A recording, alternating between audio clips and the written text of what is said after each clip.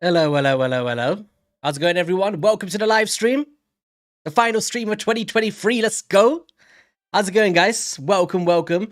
Today, well, one of my commenters, who I think is in the chat as well, I think it's Yasir. It's courtesy of him, basically, to be honest.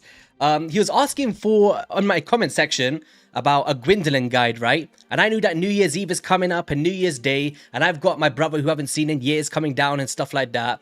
So I knew that I wouldn't be able to get a video out, but I know I can get a stream out. So that's what we're going to be doing today. Kind of... Something in my throat there. Amius the Lunar Archon's coming after me.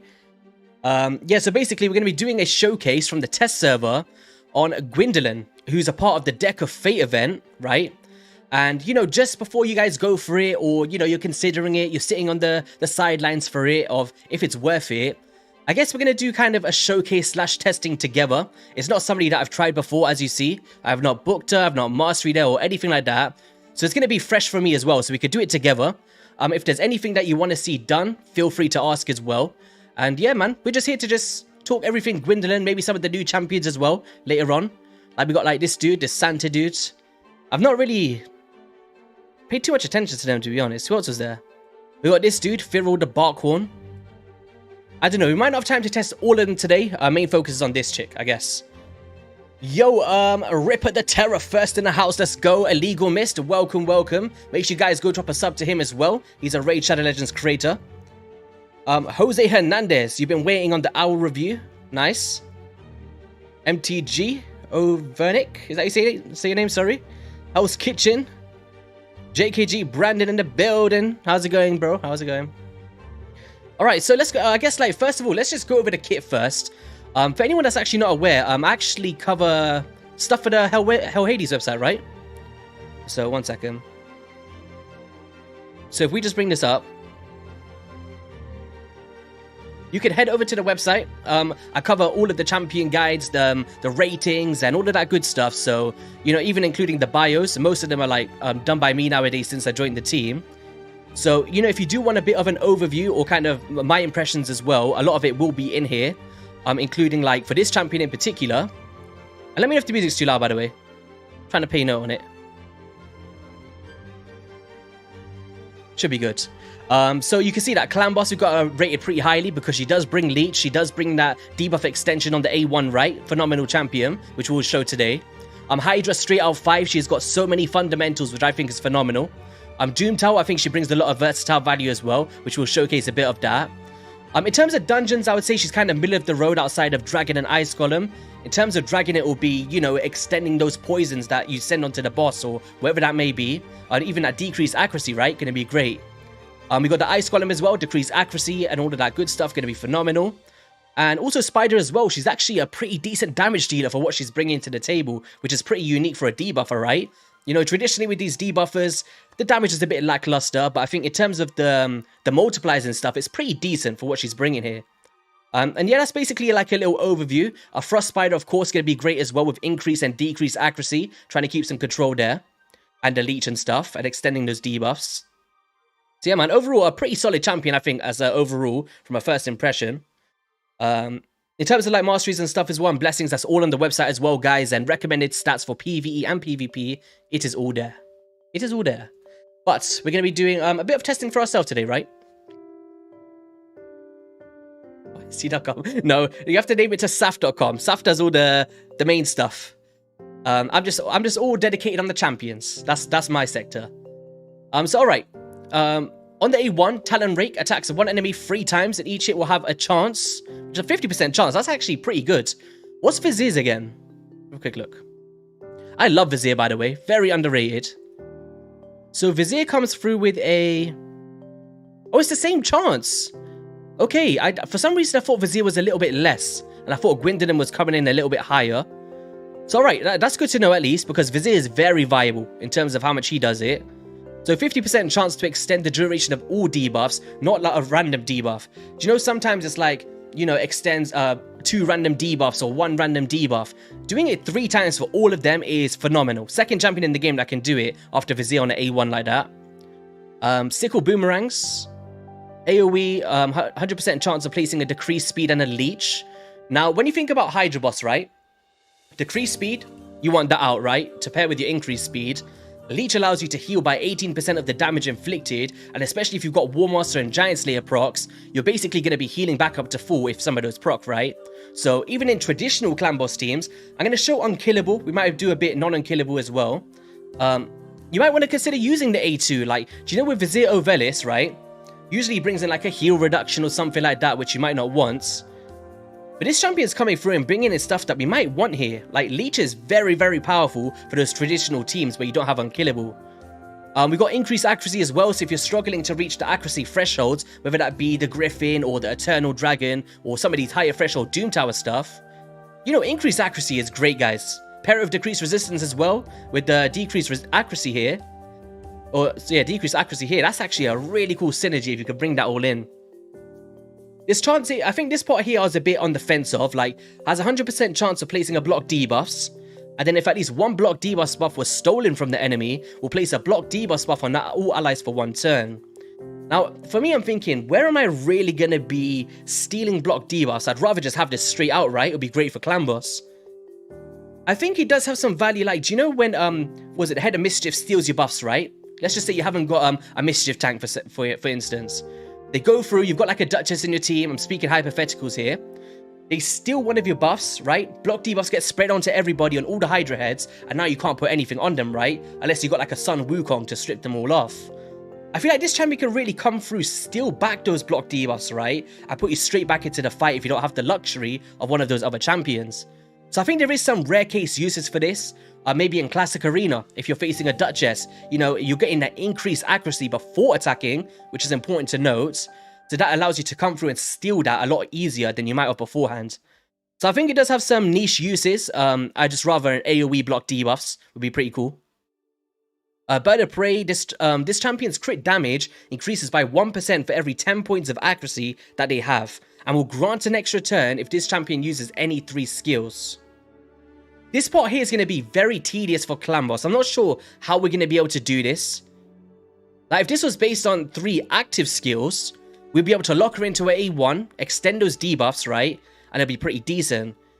This part here, I'm not too sure how we're going to do this in clan boss, but we're going to try it. We're going to try it, see if it's viable enough. I'm just not too sure, man. 3... I'm trying to think off the top of my head now. I forgot about this part here. I was like, I just last minute jumped on the stream. I was like, yo, let's just quickly do this and try her out. But this bit's throwing me off a bit guard here. Any 3 skills. I don't know why I thought it was active skills. Because if it was active skills, we could have just turned off the A2, turned off the A3, right? Just done A1s. Now, is she going to be able to survive the onslaught? That's a question we need to answer. I guess it doesn't really matter. I don't think it really matters in the team that I'll be using for unkillable because the block damage will be going up afterwards, right? If I remember correctly. So I think we could get away with it in the team that we're showing today. I'm just going to have to remember what my team's like. Accuracy in all battles by 60. Pretty cool. But this part is really good for Hydra though. Like, you know, if this is on a 3-turn cooldown, this is on a 3-turn cooldown, and you're grinding that every 3 turns, you're going to come through and be able to go through and do these on a more consistent basis. So that's pretty sweet, man. So I guess how would we decide? Well, actually, let's say hello to everyone else here today. Greta, welcome. You pulled a Garrow today. Nice. Anybody else get a mythical champion today? I didn't have any primal shards, so I can't really summon anything, but... And by the way, guys, this is the last stream of 2023 as well for everyone that just joined in, so I appreciate everybody coming to hang out. I know that it's a busy time of year. Not everybody's always around, right? I guess. I hope you all had a great Christmas as well. Anyone get up to anything cool and stuff? Or got plans for New Year's? You've been waiting all day for someone to upload a playtest. I've been reloading YouTube all day. Well, did you go for it, Leroy? Komakaz, welcome. ISL represent. How's it going, man? Yeah, that is, like, that increased accuracy is phenomenal because the amount of amplification you get from the crit damage for every point of accuracy, this is where I'm thinking she's going to be a top tier damage dealer. So I guess what we're going to do first is, let me just quickly look at my clan boss team. I forgot how it's set up. We're just going to run a quick few turns of this, because I do run an unkillable team. Let's do it without the quick battle. I just want to see if my unkillable goes up afterwards or if someone takes a turn. But I guess, like, if you have got a team, like, do you know how some unkillable teams, of course, you could run Relentless, right? I'm just thinking, if you've got those teams, yes, it's going to be very viable. Let's just let this run for a little bit. Oh, nice. You got a Blood Gorge and a Gwyndolin. How many shards was it for Gwyndolin again? That's like the main reason for today's stream, I guess. Like, it's part of the... What's it called? The Deck of Fate, right? If I remember correctly, Demiffa should be going last. So, as long as I put her in Razen, Scarhide, or Ronda's position, we should be good here. So, boom. Yeah, that's fine.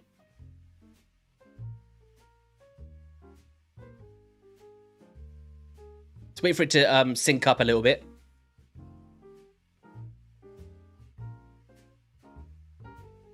Yes, guys, I still use Ronda in my clan boss teams. I know, and Razen, Scarhide. This is on the test server, though. I'm not sure if I've even got my team tuned correctly. We'll see now by turn 6. Because I'm so used to quick battle features, I forgot what it looks like to see a clan boss run. But we're going to see that today, I guess. So here, boom. Okay, I think we should be good. I think we should be good. Turn 6, it should be putting it up all the time. So what we're going to do is, let's just put in a replacement for... Do you know what else is really good about Gwyndolin? If we can make this work, right? I'm just thinking. Makes for a very good force DPS. A very good force DPS for Spirit to keep you affinity friendly, because I don't run the Fushan. So that could be pretty interesting, but who I want to run it with is someone with... Who's someone that's very, very powerful if it is? Dracomorph? But I don't have Dracomorph. Let's just go into debuffs quickly. I was thinking Farrakhan the Fat, you know, come through the ally attacks and stuff, but there's no weaken. I want to do someone that's got not got 100% on everything, right? So let's just go for poisons, weaken, decrease defense. And thanks for the subs, by the way, guys. That means a lot. So someone like Soy Ren, right? Soy Ren could be a pretty good example here because she's got a low chance of a poison, a low chance for a weaken, well, not 100% chance, should I say, and a 3-turn cooldown for a decreased defense. None of them are 100% chance, so I'm hoping that the amount of times that we proc that A1, we're going to be able to extend the value of these and then bring Soy Ren to life, right? Or someone like Anax, Dracomorph, any of these kind of champions, Farrakhan the Fat, that's kind of what you want these extenders for, right? To keep those debuffs active. So let's just quickly look at my Razen build and see what we had going on there. I call this one the Rainbow build, which has no pieces on it, so it's fine.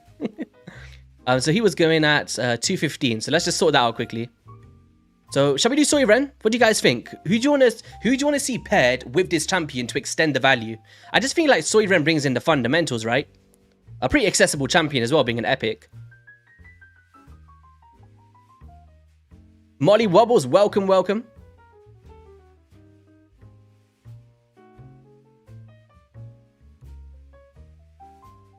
Oh yeah, the increased speed, for God's sake.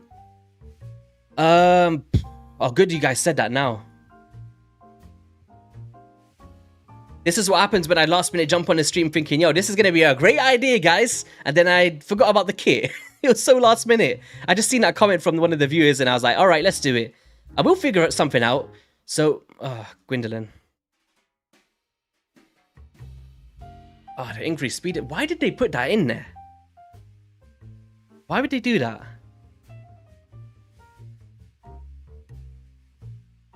That's so annoying because, you know, in traditional style teams as well, right?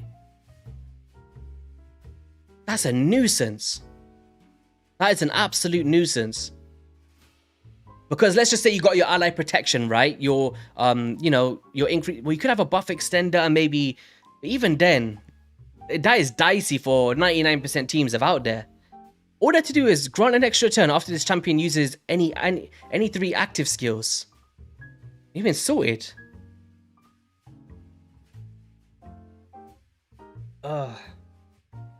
Any 3 skills.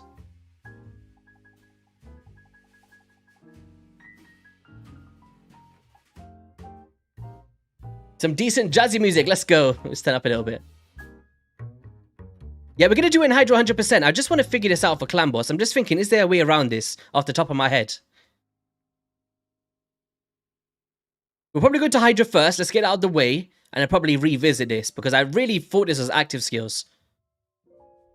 That's so annoying. Why? That's just ripped apart so much versatility from this champion for clan boss. Like, just being able to cycle a leech with an extension.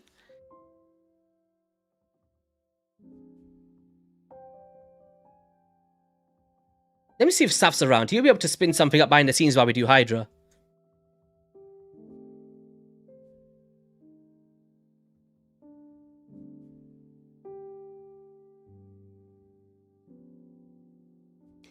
Or if any of you guys have any ideas off the top of your head as well, and then we can build it, I've got no problem in that. In the top of my head, I can't remember how I'm going to be able to do this. It's very unique. Nobody really does this in the game, right? There's people that do extra turns. But nobody just does it after 3 skills. That's just so random. I have to sit there and count the skills and stuff and know when the amount of stuff is going on. We're going 3-to-1 ratio.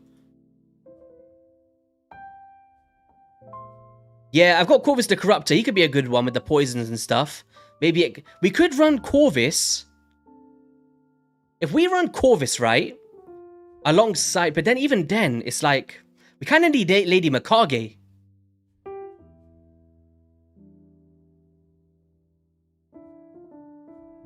Because she does the, what was it? The increasing of buff durations of the ally attack. The problem is if we bring in Corvus, we got no decreased defense and weaken. In my team anyway, to make like a quick change. So for Unkillable, it's going to be dicey, man. Because we don't traditionally bring in those buff extenders, right?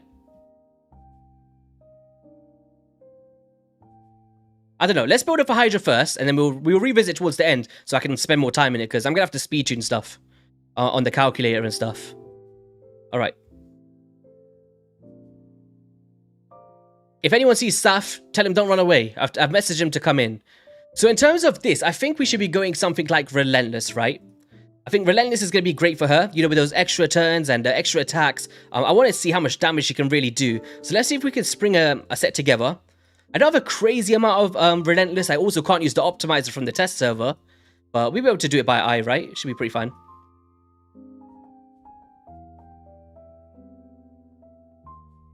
Alright, what we got here? We don't want to be well, we could use that, I guess. Alright, that's something that I'd probably be thinking about. Well, that's pretty decent. We want some crit rate, though. That's some crit rate there. My pieces are brutal for Relentless. Brutal.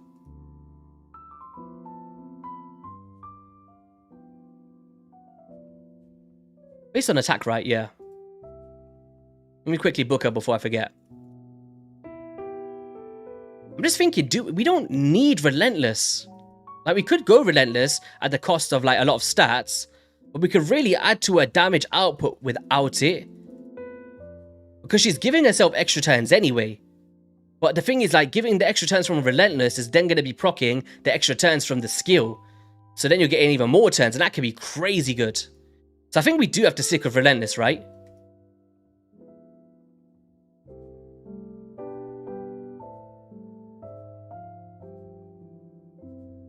Let's see if we've got any Relentless boots with crit rate. Are you guys like me without no Relentless stuff? My Relentless is shocking. I've been playing this game for 4 years, and I have got some crap. Some absolute crap. But I don't need... Oh, I do. I got 1. Can we get like a triple with this? How about roll it? Oh, for God's sake. You gotta be kidding me.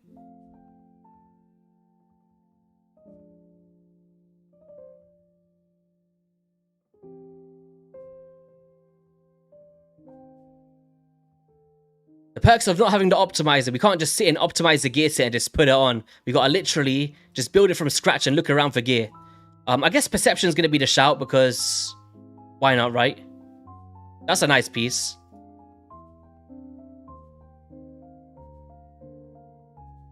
That's pretty decent because that attack percent is juicy. I'd rather that than the 5 speed. Should be fine. Let's go with that for now.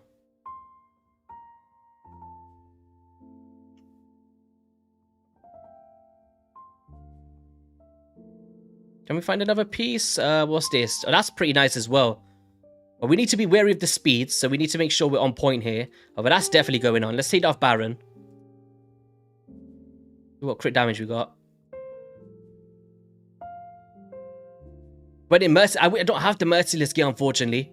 We're on the test server, so I've not really gone through. We can't. Everything was already pre-unlocked, so we can't physically go through, fight the stages, and build the Merciless. It's just going to be very limited from my main account as well. So we can't really try it out, unfortunately, properly.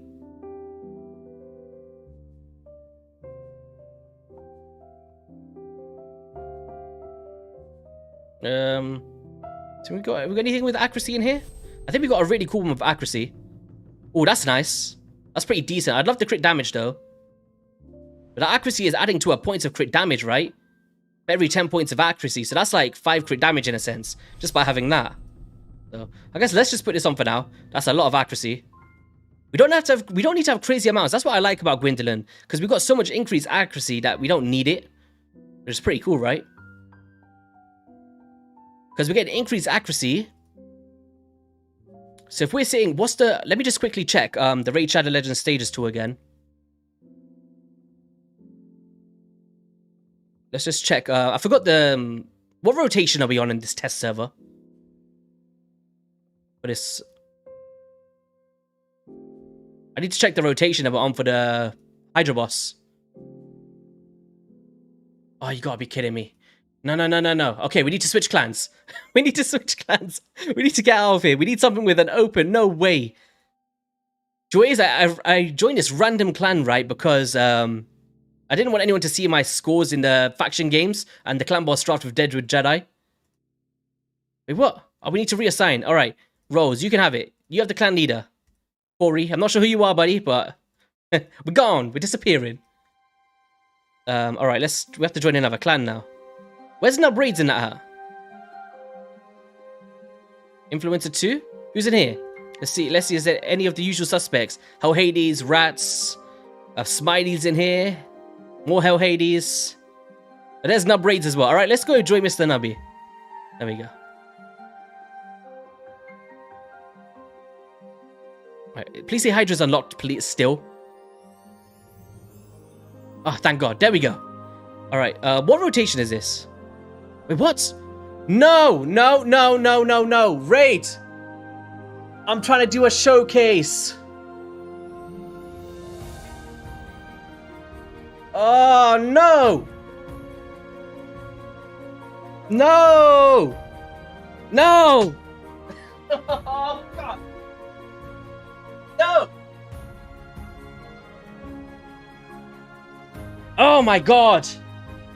You gotta be freaking kidding me, Raid. We're on the test server. What do you mean? Wait 6 hours after joining a clan. Oh, you've gotta be taking the mick. Oh. I don't even know what to say, guys. I feel so bad, man. What the hell am I supposed to... Yo, Saf's in the building. Oh, Saf, while you're here, bro. Oh, before we get... Oh, I can't believe... The whole point of this stream is to do Hydra and Clan Boss, and we can't do Hydra and Clan Boss. Oh, guys, this might be a write-off, you know. This might be a write-off. What am I supposed to do? So, Saf, basically what I was going to ask you, right, when I messaged you, is there a way that we could speed tune this to grant an extra turn after this champion's free uses of skills? Because he's granting an extra turn after every free skills, not just active skills, meaning that that's going to be detrimental in unkillable teams, right? Because your increased speed's going to wear off or something, and that can completely throw you off tune. So I was just thinking, is there a team in your head that you can think of that we could try this out today and get this rocking and rolling? Because I was just going to throw it into unkillable team, and then I read this part, and I was like, how are we supposed to do this? Because if it was based off active skills, we could basically just lock it off into the A1 and be fine. I'm not sure if there's a way to tune this. Yeah, we do know when it will happen, yeah. I'm just thinking if there's an optimal tune that we can try today, just to see her value, right? I'm so pissed off over that. Raid, man. What are you doing?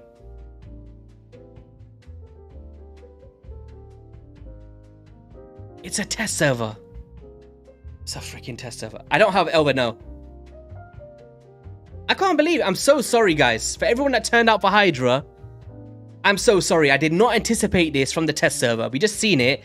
The other clan I was in was only normal. I wasn't willing to do that. I wanted to do Brutal or Nightmare. We've switched clans, and I can't freaking play for 6 hours. Yeah, we could do damage tests and stuff like that, but I put the title as bloody Hydra and Clan Boss, and I've come in and I've read a passive that I wasn't anticipating. This is what happens when I jump on the last minute streams for such complicated champions.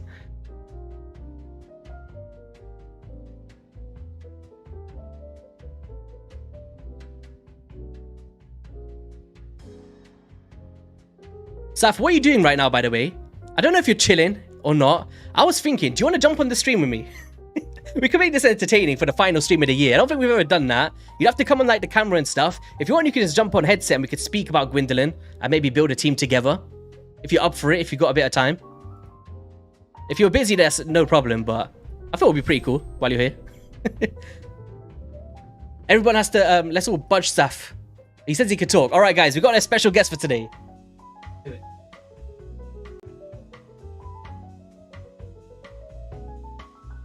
Ugh. All right.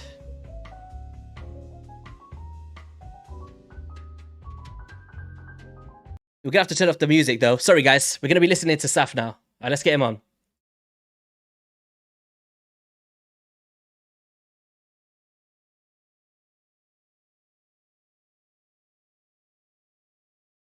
I don't even know if I'm allowed to do this. Well, technically I should be right. We're just talking. We're on stream, it's fine. Because he doesn't have test server raid. Give it to him. Making my life complicated. How's it going, Saf?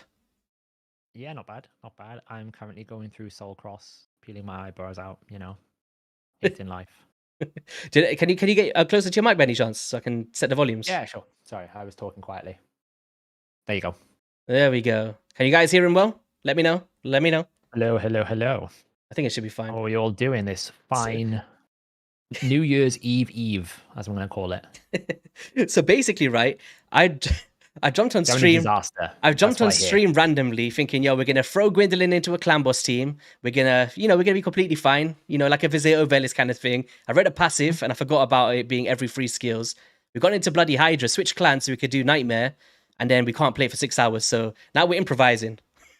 So the thing about extra turns, and this is kind of like a general thing for anyone watching. The thing that normally breaks unkillables with extra turns is the speed buff, because when you're running something like Relentless or Whisper, you don't know when the extra turn is going to happen. But if with Gwyndolin, because you know it's going to happen every 3rd ability, or in this case, every 2nd ability, because it's going to go like attack 1, attack 2, attack 3, extra turn, the extra turn is going to count to a passive. So essentially then after the 1st rotation, she's going to go attack, attack, extra turn, attack, attack, extra turn. Mm-hmm. So because of that, you know exactly when that is going to happen. So as long as you know when your extra turn is going to happen, you absolutely can run a clan boss team, because you can just run like, if you find a clan boss speed team that runs Turvold with Demitha, it's the same concept. You just need to make sure you can position her in the speed tune. So the way you would do it is, like, I've been talking with Pal Hades about this today. He's already got 1 speed tune.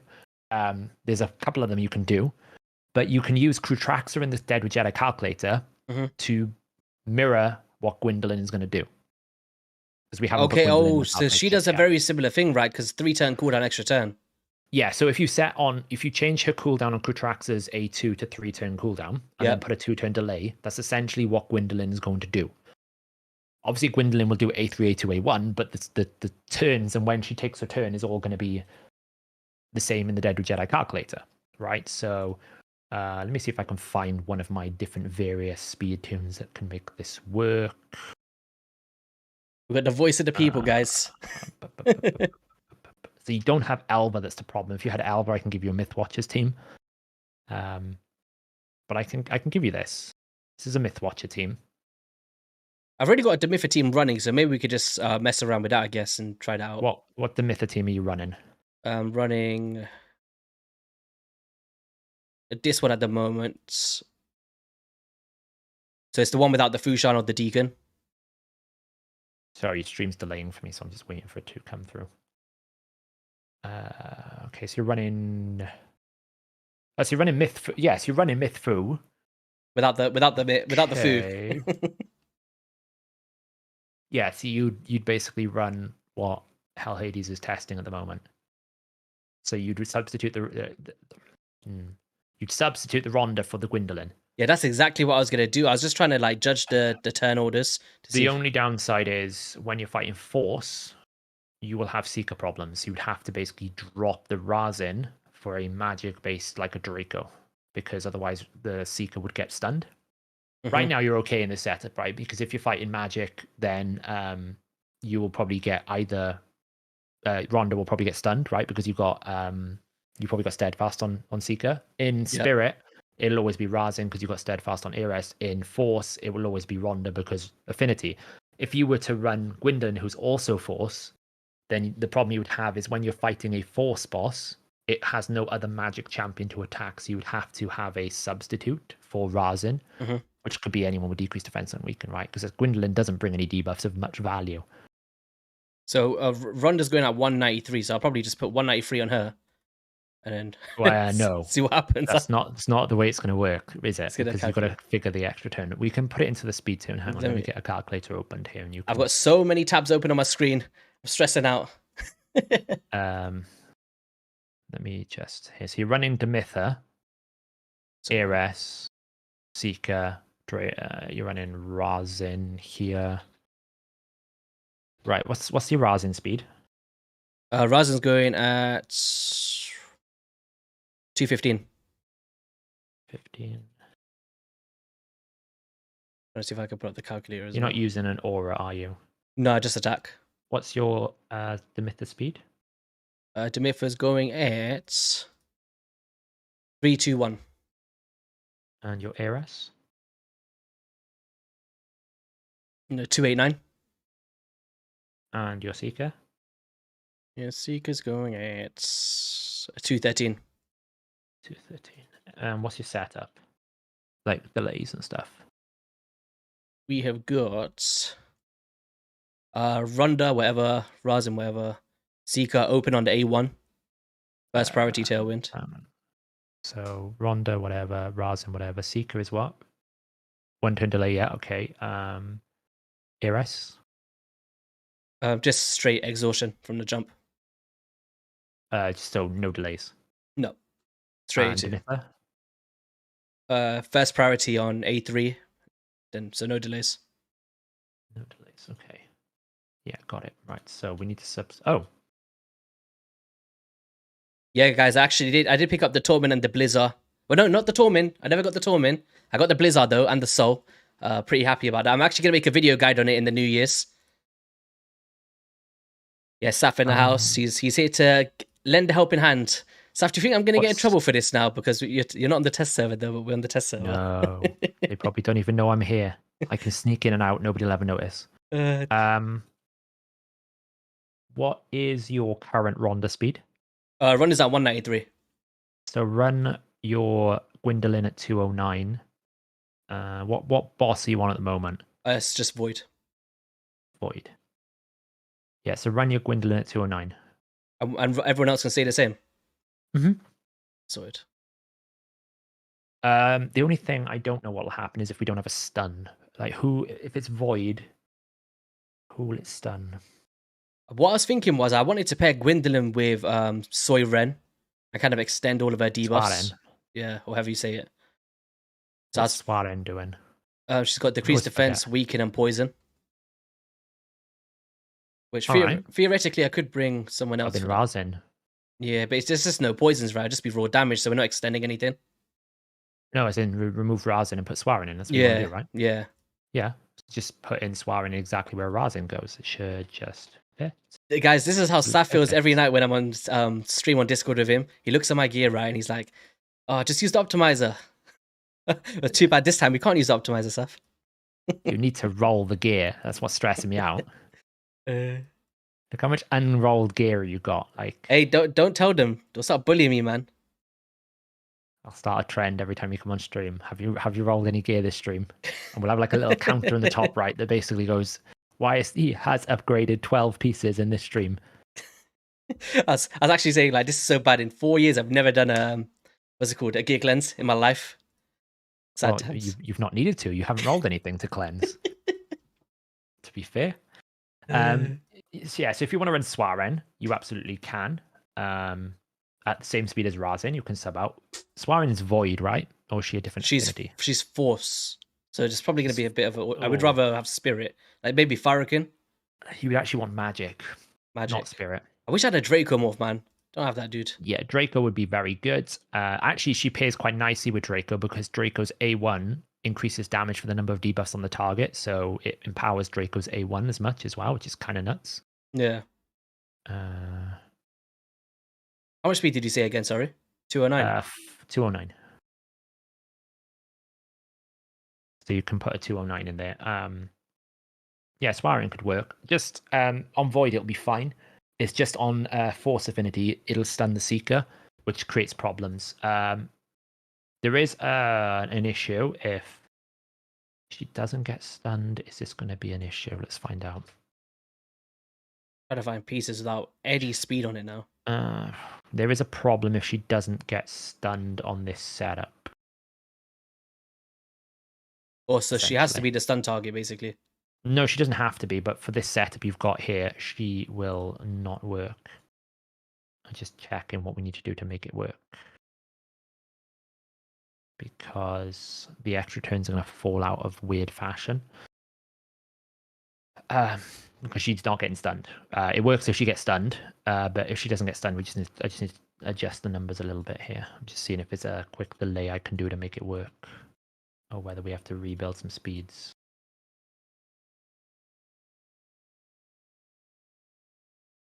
Oh, actually, that's not bad.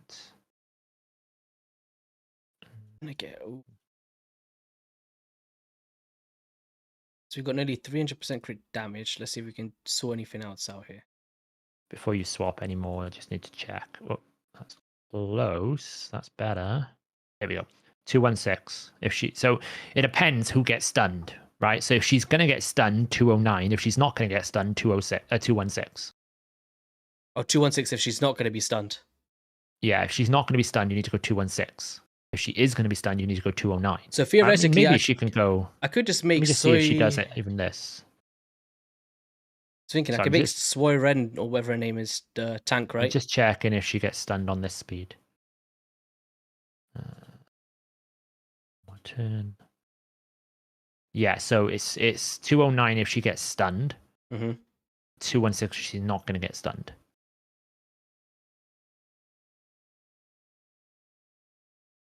Is there a doctorate for raid? Well, I should honor myself. It's a little bit self-gratuitous. I don't know. I've already got a master's. I don't need any more. Ooh, here we go, Saf. We're gonna get a quad roll of attack percent. Are we? Oh, we got bloody garbage. Damn it. How delayed is it for you for the stream? I thought I had it actually I don't even know how that works. It's normally like 10, 15 seconds is all. So when you change it, I just have to wait like 10 seconds. It's not too bad. So I could, man. I kind of want the accuracy. I think we kind of have enough if I glyph, I guess. Well, she does increase accuracy. Yeah, I just kind of wanted to just lock her into A1. Why would you want to do that? Yeah, for traditional teams, I was thinking she's got the leech, right? But why would you want to do that? What's the damage? Let me check the damage multipliers on her other skills again. I think it's 4 attack, off the top of my head. It is. So A1 is a 1.1. Okay, 3 time here. 3.5, A2, 4. Okay.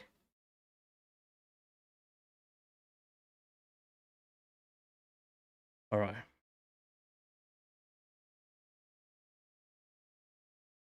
What's this piece? That's pretty decent. What's this one?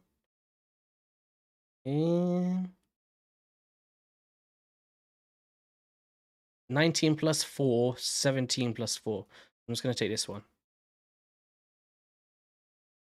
Gonna ramp the heck out of her attack. Let's go. So you really want to probably run A1, A3. Yeah, so because the increased accuracy gives us the crit damage boost, right? Mm-hmm. So we kind of want to use that. There's an interesting discussion to have around about how much accuracy balance you need with damage, because for every point of accuracy, you're going to get, like, for every 10 points of accuracy, you're going to get 1% crit damage. So therefore, because she does increase accuracy, every 10 points is actually going to be every 15 points, right? So if you have 10, you multiply it by 1.5, that's going to give you 15 accuracy. So every 10 points of accuracy with the buff is going to give you 1.5% crit damage. So is it worth investing in an extra 100 accuracy to get yourself that extra crit damage or not? It'll be an interesting that is interesting, because I was looking at accuracy right now and it's just not a lot. I was thinking, do I just invest in less crit damage and more accuracy, and does that add up to more? That's what I was kind of thinking. Well, it depends. Like a banner, it's going to be what, 96? So 96 times 1.5 is essentially 144. 144 divided by 10 is going to be 14.4. So for an accuracy banner, you're going to get 14% crit damage, which is essentially like 14% more damage. But is that a good trade-off versus 300 and attack, right? It's going to be an interesting. I don't actually have a calculator built for it. We've only just started considering having accuracy in the optimizer now that Carnage is going to be coming out. To judge that, What does Carnage do again? That's similar. He's the mythical champion. So instead of it being every 10 points of accuracy gives you 1%, Carnage is going to be every 3 points. So it's significantly more per stage, if that per accuracy. So for example, if Carnage has 300 accuracy, he's going to get 100% crit damage. If Hedwig, Gwyndolin, has 300 accuracy. Hedwig. Yeah. We're calling it Hedwig. If Hedwig has 300 accuracy, it's only going to be 30% crit damage, right? So there's a 70% differential there. And also, Carnage attack multipliers are added with the accuracy in his damage multiplier. So he's getting not only the passive, but also the accuracy in the multiplier. So if you're running like 7,000 attack, 300 accuracy, it's actually 7,300. The attack is based on, not 7,000. So you're getting double the benefit. See if I can get. I could technically go. Can you convince Playman to give us free access? I'm currently trying to build my Soul Cross 20, which we don't want to talk about. Which one's the Soul Cross 21 again?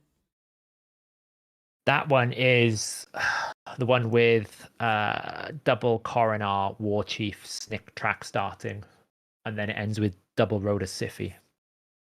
And I can do it. I just have to book about 5 champions, and I'm like, gotta wait for CVC for that. So for this one you wanted 209, right? You said. Well, if she's going to get stunned, 209. If she's not going to get stunned, 216. I'll just make her get stunned. She could take it. Can you actually force it though? Yeah, it should be. If I just put her in the lead for Void, I think we should be fine for now. You can force it if you put Swarin in Steadfast Mastery, yeah. That's what I did with Dimitri. If you put everyone in Steadfast, then it will always go on her on a neutral setting. Yeah. So that's an option. So she's 209 for now. Oh, she's got 306% crit damage. Let's see if we get some more accuracy in here. Any accuracy so, like, for example, normally in this instance, you would put attack passives. If for your amulet, you would go crit damage with attack substats. When in actuality, you probably don't want to do that. To here, I put accuracy. I went for a big accuracy boost to try and. Yeah, so your amulet, you probably want to be a crit damage plus accuracy substats, where normally you wouldn't want to do that. Actually, going to struggle to do this, I think. Oh, thanks, Raka. You just revived everyone. Brilliant.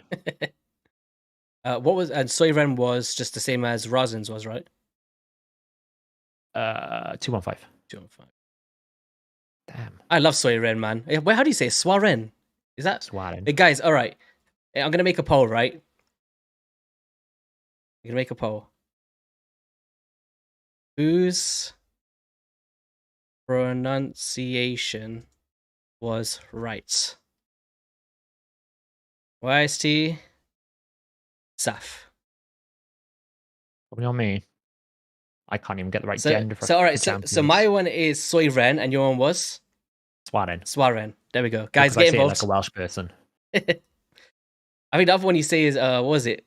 Is it no, I forgot there was one other champion that I was saying to you earlier. I can't remember. Gnut. No, it wasn't even Gnut, man. There was Helior. I said Helior, you say Helior, right? Helior. I don't know what it's from, but it's either a TV show or a film or something. And the way that they say it is like Helior. and it just rings in my head. It's the same thing when it's like in Dragonair with Hegio. I'm like, Hegio! Sounds like Harry Potter, man. Let's just go. What are you getting up to for New Year's then? Just chilling.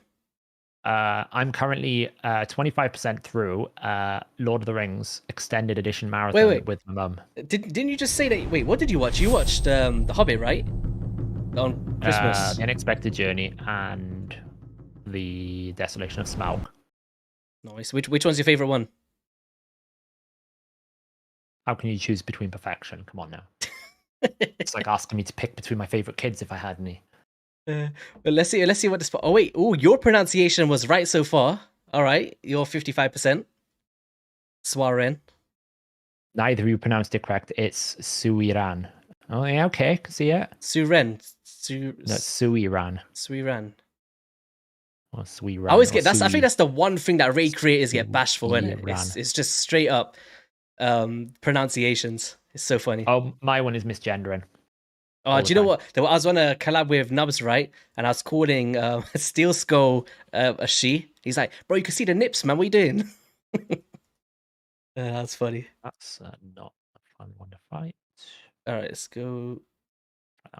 What should I even put on this chick, man? Yeah, so we watched on Christmas, on Boxing Day, the new Indiana Jones, because my mum had not seen it. And then the extended versions, of course, of An Unexpected Journey, which is Hobbit 1, and The Desolation of Smaug, which is Hobbit 2. Ooh. Do you know, I watched The Hobbit once in my life, right? I watched all of them, the whole trilogy. It was good. I think my favorite one was, do you know that bit where he goes into... which movie is it? The one where he's trying to find like something, and then there's like the massive dragon in the cave. Which one's that one? That's The Desolation of Smaug. Yeah, that was my favorite. And then Ed Sheeran's song's in there as well. That's yeah, like the I See Fire as an outro. That's you know, sick. he wrote that in 6 hours. Is it? Yep. He basically got invited down to the studio because Peter Jackson's daughter was like a massive fan or something. And he basically arrived in the studio, wrote the song in 6 hours, recorded it, job done. I'm like, wow, recorded a massive hit record in 6 hours. What a Chad, you know? What a man. Shall we take Whisper's gear off? Okay, I don't want to make Saf sad. He'll start crying, but it's off, guys. We all take a moment to appreciate that Playroom have finally understood how valuable Whisper is and put her in a times 15. Like, oh wait, which times 15 is she in? This one? Tomorrow, I think. That is how much the church has expanded its influence. We have convinced Plarium of the Whisper value so much that they have managed to put in a progressive event. I feel so proud. Damn. Yeah, well, if anyone who pulls a Whisper, let's go. join the Church of Whisper. Now's your time. Now's your moment. I made a video today called like my top 20 kind of champions of the year, and she made it in there. So you happy now? We did it just for you. It's the bare minimum I expect from you. Do you know what, guys? Every single time I'm on stream with him, right? And we're playing like some other games or whatever, he's always I always tell him to build Snake Track, and then he just doesn't do it. It's kind of upsetting at this point, man. You guys need to get onto him. I actually think Snake Track is a top tier legendary. The problem is I just have no use for him because I have like none of my teams like it's not that none of my teams can't support him. It's just he like doubles over with lots of other different champions. Don't say that, man. If that makes sense, it's like his kit is really good, but the problem is I never quite need a shielder with decreased attacks. I already have one, or someone else is doing it already in the team. So it's almost like I'm wasting a spot for him because if I built the team around him to begin with, yes, but I didn't build the team around him to begin with, so no. This one's annoying as hell. Do that. Oh damn it! I'm low on crit rate. If my Demither is 300 speed, does that affect other champions for Mythfu? If any champion is a specific speed, it will probably affect all of the champions. Will it affect it negatively? It's impossible to say without knowing every single champion's speed and the way it's speed tuned. But typically, champions aren't gonna just you can fiddle with some champions; they have quite a low ceiling, but some don't. So it's all about the balance of the whole team. All right, guys, I just took a piece of Genzin. Don't look at that, please. Thank you. That never happened. You know, every single time I'm trying to do a guide, right, Genzin's always got my best Shadowkin stuff, so I always take it off him. It's quite sad, man. Yeah. Do you guys think the Owl is worth going for if I have two Nekmos and Razelvarg? She's not really doing the same thing as those champions, in my opinion. Like, she's kind of like a pseudo damage dealer support champ. I'm really curious to see like the damage output of how well she does in Clan Boss, because that's what when we were talking about it, we didn't really know. Like, we clearly read as like some sort of pseudo damage dealer, but we didn't know the true potential because the extra turn is always a bit of an unknown. Like, how valuable is that extra turn? How valuable can you get back around to the block debuffs? The A2 is fantastic for Hydra. You get the 3, one of the most highest priorities debuffs, decreased defense, leech, and... So wait, I said my kind of thoughts at the start. I thought she was pretty top tier. What's your kind of stance on this champion? Is this someone that if you pulled it, you get super hyped? Are you going for the Deck of Fate? I'm going for it. I'm waiting for Sunday because I need to pull a few more sacreds. I've done my primal shards today, but it won't come out till Sunday. And all I'm going to say is primal shards rock based on my experience. Little sneak peek there. I mean, it is a little bit like Razelvarg, to be fair, I guess, because you have the leech, but Razelvarg doesn't have decreased speed, right? Razelvarg does increase speed, and Razelvarg is kind of like a damage dealer as well. She probably, I don't know if she'll like meet the damage of Razelvarg because Razelvarg is going to get so much from the speed buff. But Razelvarg is almost like a critical mass champion where once you get to a certain speed threshold, then he starts doing loads of damage. But until then, he's doing okay damage because obviously the speed is multiplicative on the attack. So the more speed you have, the more attack damage you do. I don't know. Essentially, I need to get my hands on her, but I haven't been able to because I didn't get lucky out of the 30,000. I'm only on like 55 fragments.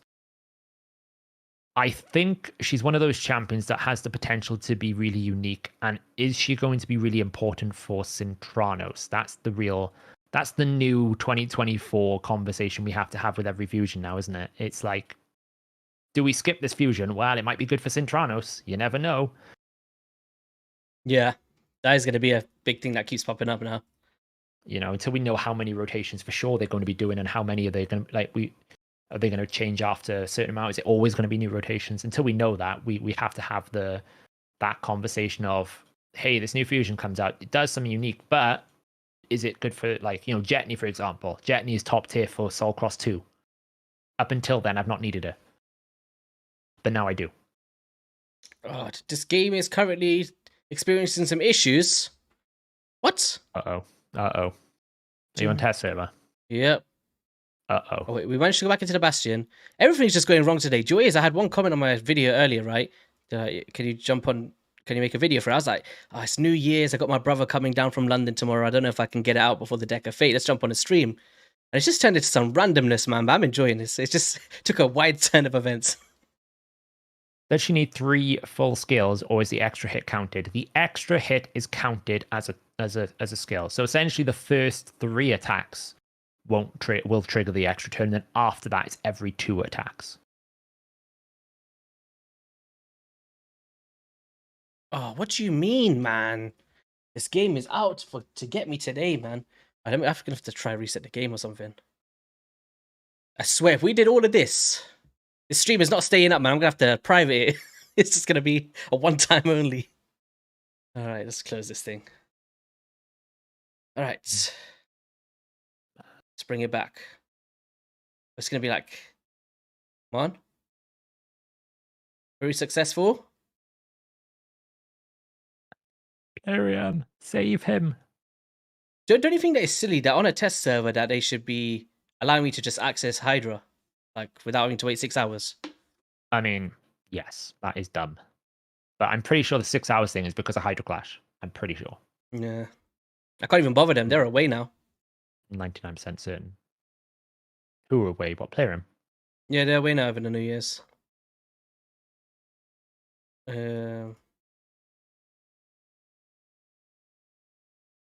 I'm gonna have to probably just go speed. I don't even know why I'm pushing to go cruel so much. It doesn't even matter. I just wanted to see a damage. Doom. Let's join it. Let's see this poll. We can just pause this for a second. So, oh wait, I won. I won the votes by a few percent. The Church of Whisper will not be happy. 1 million The gems. cost Yeah, of these okay. events. Go on. Sorry, the cost of these events. Daniel Case is just saying the cost of the events and everything ramping cost. At the moment, it's New Year's. It's the same as Black Friday. It's like death by 1,000 summon events. It can feel exhausting. Yeah, that's what I was saying. Like on one of my videos, I was like, don't get that FOMO for like these summon events because you're just gonna have another one in a couple of days. Like Oh, they usually got when me. you see something that's so good, too good to be true, like whatever, 9 times out of 10, you're waiting for another one to come out in the next day or two. Yeah, like they got me good. Did you finish off the Blizzard the Howler one? With the stones and stuff?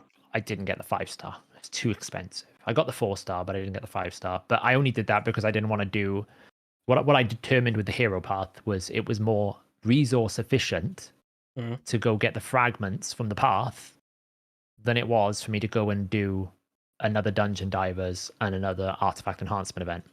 I might as well just go and do the path instead because it was just less resources. Yeah. But I didn't particularly like. I didn't. I didn't get the 5-star. The 5-star was really expensive. I got the 4-star and I got the frags. So I basically, unfortunately, have to summon Blizzard for no bonus rewards because we have no events that makes it worth summoning Blizzard. You said Sovereign is 215, right? Yes. I'm killing myself here. What is she at? She's at 221. I could drop it down, I guess. 221 is too fast. Yeah, I just have to take well, this it off. will work. It'll just not fall in line until turn 6. So I can reduce it. I can reduce it. Oh, hang on. What did we say it was 2? Are we saying that Crutrax is getting? Sorry, not Crutrax. The Hedwig's getting stunned, right? Yeah. Let me just reposition the stuns back. Something like this. I'm just looking for one with tap. Oh, was it 221? I'm taking it down to 215. 221 will work. In this exact same thing. 221, right? Is that what you said? She's currently at 221, but I could drop it down. 221 will work. All right. As long as you haven't changed the other speeds. And we'll have to put the steadfast on, innit? And you put steadfast on, yeah. As long as you can target the stun and Hedwig is at the same speeds that we just talked about, then you should be fine.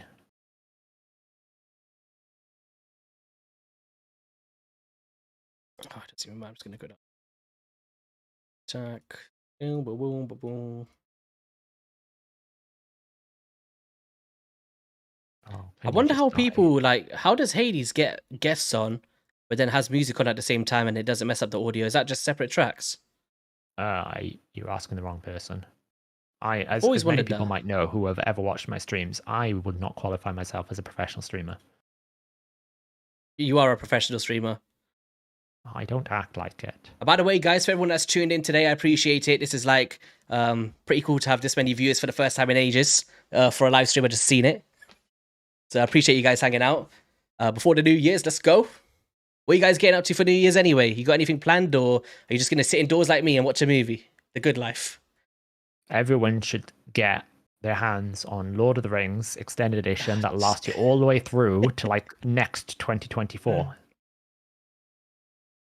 Do you know the third Lord of the Rings original film is extended version over 4 hours long? What is in there for it to... Wait, the original movie is how long? 3 hours? It's like 3.5 hours. So they added 30 minutes. Release. It's like 40 minutes extra or something. To be fair, it takes them like 40 minutes to finish the film. Yeah, I'm not gonna lie. I watched Avengers yesterday, right? Those movies are long, and when it's such a good movie, you don't even feel it. It just goes. I can watch Lord of the Rings. I might actually watch the whole thing again. What, today? Yeah, I watched Hobbit last night. Oh my god. You need to go to that place that I told you in New Zealand or wherever it is. The Hobbiton Land. Already started with the wife, the Hobbit. Will continue every day. Yeah, it is a bit of an event. You can't exactly... It's not like, oh, we'll go watch a quick movie. It's not a very quick watch. It's an event, is the Hobbit.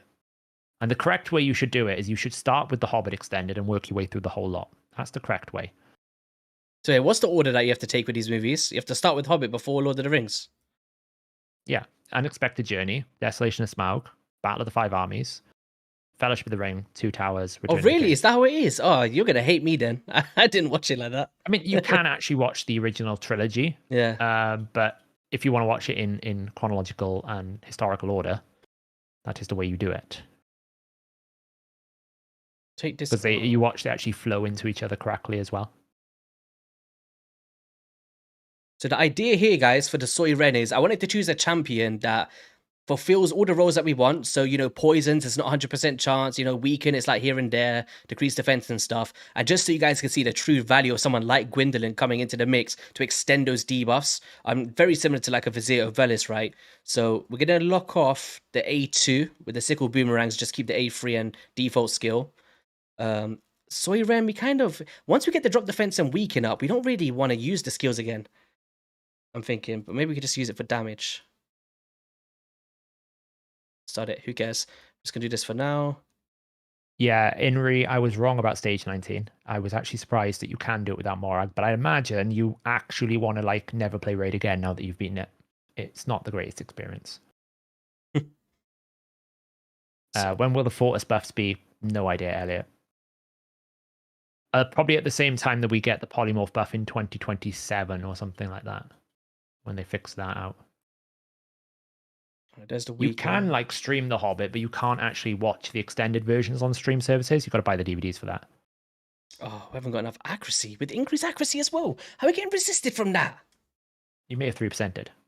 What, a 3-time hitter? 3 times? Maybe. Oh, there we go. Yeah, we did. Oh my god, now we have to wait again, guys. Get that drop defense out again. There we go. So the idea is we want to ramp up that debuff bar. All right, she's taking a stun. Perfect.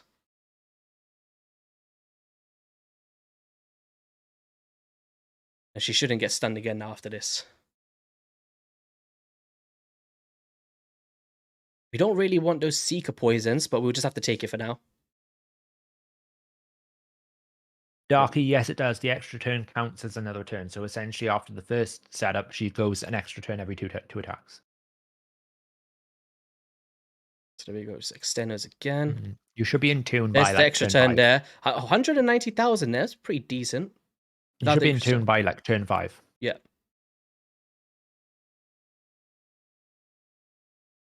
I'm actually not watching it live, so it's like after that turn 5 clan boss, you should be fine. So A1 isn't crazy as expected. Here we go. We should be seeing some nice damage here. I mean, it's not bad. It's decent. Like 100,000 A1. 208,000 on that A2. Keep in mind, the A1's always going to be bad because you don't have increased attack on the A1. Yeah. Because one of your attacks is not going to have increased attack. Yeah. But it's a very nice champion. Like, it's not, when I first read the kit, I never thought about clan boss, if I'm honest. My first thing was straight away Hydra, brings so much fundamentals, but we didn't really change too much there. The speeds were pretty much near enough the exact same as I was already running for a Demiffa team. We just made a couple speed difference, I guess, on a couple champions. Just to cater to it, but boom, boom, boom. See, technically I kind of want to take off Seeker's poison set and ramp up her poison set. You don't want to be. If you're running a poison, you do not run. I'm taking it off. I want to see Soy Ren's one because this is the first. This is actually really cool to see. Look at that. Ooh, look at that damage. Huh? Yeah, she has increased attack. You got to remember one of your attacks is never going to have increased attack on a 3-1 ratio. No, but how she exceeded? That's actually pretty impressive. Wait, let me take off the. I was exceeding the numbers that I fought from the first jump. I need to pay note on that. Let's take one of these pieces of Seeker. Junior is a true diehard Lord of the Rings fan. Well done. Say that again. Who's a true fan? Junior has the extended box set with the maps. My god, true fan. We need to invite Junior over to a session one day. We have a HH Gaming Lord of the Rings session. Elva is a better sub in general for a lot of Demiffa comps because you don't have to deal with all the nastiness that is speed debuffs. A lot of the fun that we've been having today is figuring out how to deal with speed ratios, where situations like one champion might resist the speed debuff. Will it break the speed to him because they resisted the speed debuff? It's always a bit of a stressful thing to do. Can we get the speed on? Just need to Exact speed on one of these pieces. Come on. Oh, wait, that was one speed. Oh, that's fine. We can just glyph that. Go. Chance. There we go. Beautiful. We got a nice little cheeky piece for the win. We broke the sets with that stupid frenzy that broke Cornelia. Tut tuts. All right, let's go for round 2, guys. Let's do it. Is the Hobbit series on Prime the last one to watch? Do you want that Are you tune, by the way? talking about- Is Gwyndolin okay to open up with... Actually, no, it's fine. No worries. Gwyndolin can do whatever the hell she Yeah. wants. That doesn't really matter. Because it's based on skill usage. It's not based on any particular Yeah, I was just thinking, skills. I'm It's so actually really confused. nice. Is there any other champions that does that in the game? No, right? That does it after an extra turn after a There's certain no one amount that of gets an hits. extra turn. There's no one that does it after With free the use skill usages. There's things that work on like active ability usages, like Yeah. things like ninja scales on that kind of stuff. Yeah. But nothing that I can think of that. That's does what it threw me based off when I on- jumped on stream. I was like, all right, we're going to do a clan boss team, whatever. Went into it. And when I read that passive bit, I was like, how did I forget about that? I was like, there's no way. So if we're talking about the Hobbit series on Prime being the Rings of Power, that is not even worth considering a Lord of the Rings TV show. It's a disgrace. Wait, is to Rings of anyone- Power that bad? Because I was looking at it and I was thinking of watching Yes. it. So you don't recommend I waste my time? I mean, if you're not a massive diehard Lord of the Rings fan, it's quite a great series. It's visually great. It's mostly entertaining. They've just destroyed what remnants of Galadriel would ever exist as like they've just like character assassinated Galadriel. Don't ask me what the hell they thought they were doing. And they've left the plot line in such a state that it's physically impossible for anything that happened in The Hobbit and The Lord of the Rings to have happened. So I'm not really sure how we're going to recover from that position. So when I mean physically impossible, I mean to the point where Aragorn can't exist. The Smeagol doesn't find the One Ring. I was actually, do you know when we went to Vegas, right? Bondo doesn't work. When we was going to go It's to just Vegas, impossible. I was actually going to watch it. I was going to download it and then I didn't. Are you happy now? I mean, like, so for example, Fiction hasn't seen any of much of it. He really enjoyed it, I think. He was saying he really enjoyed, like, a lot of true Tolkien fans don't like The Hobbit. They find it to be offensive because of the way that they merged lots of the Silmarillion and the extended works into it. Like, the Necromancer doesn't appear in The Hobbit. Mm-hmm. You hear references, but he's not, like, Sauron doesn't appear in The Hobbit. Azog isn't in The Hobbit. He is killed at the Battle of Anal-Zudnibar. I can always mess up the name. In Moria, right? So they've moved a lot of things around to almost force Sauron to be the enemy. But Fiction really enjoyed it. So it just I probably will, because I'm more of whether you're a like, purist. I love Lord of the Rings, but I wouldn't say I'm a purist. I've got one collectible figure. Do you know what? I might send it to you. I've got a Samwise signed figurine in my house. Samwise is the true hero of the Lord of the Rings. I met the actor in one of the Comic Cons and I just got him to sign something, but I don't really need it. You'll probably love it more than I will. He was in Stranger Things. He's actually the president of SAG-AFTRA, which is. Do you know what, guys? union. All right, Saf, I'm going to ask you a question, right? What's one thing that you haven't seen that whenever you say I haven't seen this, people always go, no way. Have you got something like that? Stranger Things. I haven't seen Stranger Things either. Is anyone in the chat going to come after us now? I haven't seen it. For me, I think Every time the one. someone says, "I was like, you haven't seen it? How have you not lived?" I'm like, I don't know. Do you know, I love like television series and stuff. Like talk about Prison Break, whatever. I've watched them all. But the one thing that I've never seen is Breaking Bad. And people I've never always seen Breaking Bad. they come for me. They're like, YST, what are you doing? And do you know what? It's not even because I don't think it'll be good. I don't know what's going on. Breaking Bad, Peaky Blinders, never seen that. Stranger Things. Wait, what? Oh, you haven't seen Matrix. The Matrix? Oh my! Well, that's bad. That's bad. that's life altering. It's that bad. Oh god! What about you guys? Let us know in the chat. What's a show that whenever you say you haven't seen it, people gasp at you?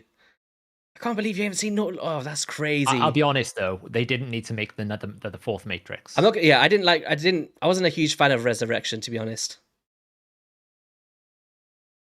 Like that was like the most pointless thing ever. Soiren, why are you not placing any damn poisons? We haven't even filled up the debuff bar by turn 12. What's going on? This is the thing with her. Do I just open up with the active abilities of her and then just lock it off into the A1? I feel like she's just wasting so much time not putting the poisons up. It's not that. She's extending it pretty comfortably. She'll always A1 every single time. Are you disabling the A2? Oh, no, I'm talking about Soiren. Yeah. Oh, what other things to sway? She needs to place the poisons on the A1, but she's not filled up the debuff bar yet. You haven't seen Friends? Well, I can't speak because I'm before Vegas, so that took me a long time to watch. But Shawshank, do you know I actually watched that around, I think about 2-3 weeks ago? I forgot how crazy that movie was. Really good. Haven't seen Friends, Matrix 1. So, guys, so for anyone that's watched The Matrix, what's your favorite Matrix one out of the whole series? Wait, Sci-Fi Firefly. What's that? Firefly? You've never seen Firefly? Oh, here we go. Here we go. That was after you haven't seen Firefly? Wait, let me check out my Firefly. It's got Nathan Fillion in. What is that? A lot of the sci-fi actors and actresses are huge in thing. It's got Nathan Fillion was the lead of sci-fi. It was actually so popular.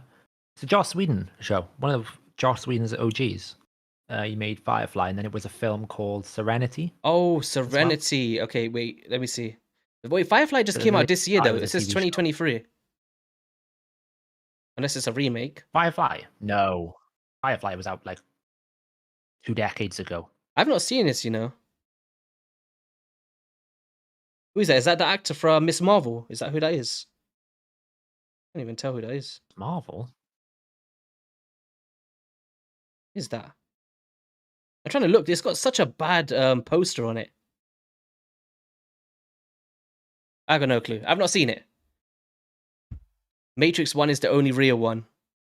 All right, guys. So, all right. I really don't understand so in terms why of... we made... Go on. I don't really understand why we made Matrix 4. I'll be honest. When did you watch it? Did you watch it recently? I only watched it a couple months ago, to be honest. I still have not watched it because everyone said it was a waste of time. So you've not seen it yet? I think it's a decent watch. I'd say it wasn't needed. It's like even Prison Break. I'm a mega fan of Prison Break, right? But I don't feel like the last season was needed to be there in a sense. Like sometimes it's just too extra. But I think that's just kind of... But yeah, guys, I mean, in terms of Gwyndolin, we managed to get this thing working. It wasn't massive changes, I guess, to what was already set up. But the main reason why I want to bring her in is you see the extension of the debuff bar. Those debuffs are never falling off. So if you're struggling in your teams with, you know, extending those debuffs or you're progressing, even if you haven't like speed tuned a team yet, bringing her in is still going to have like a tremendous value for like quick turnaround damage. As you can see up there, like keeping those decreased attacks out, those decreased defense, the weakens, whatever you kind of need, your HP burns, that's going to be able to stay up for the entirety of the fight like a Vizier. So it is very viable for unkillable teams, I would say. Traditional team, Saf, is anything that you'd say kind of watch out for? I was thinking ally protections, you know, your increased speeds, that could really throw you off, right? It's a bit awkward to run as a traditional team purely because she's attack based, so she's going to be squishy. Yeah. Her base stats are pretty good though, so it's not so bad. You're just going to have to make sure she does an extra turn and lose the ally protection. I guess if we run double extender as well, could be an option.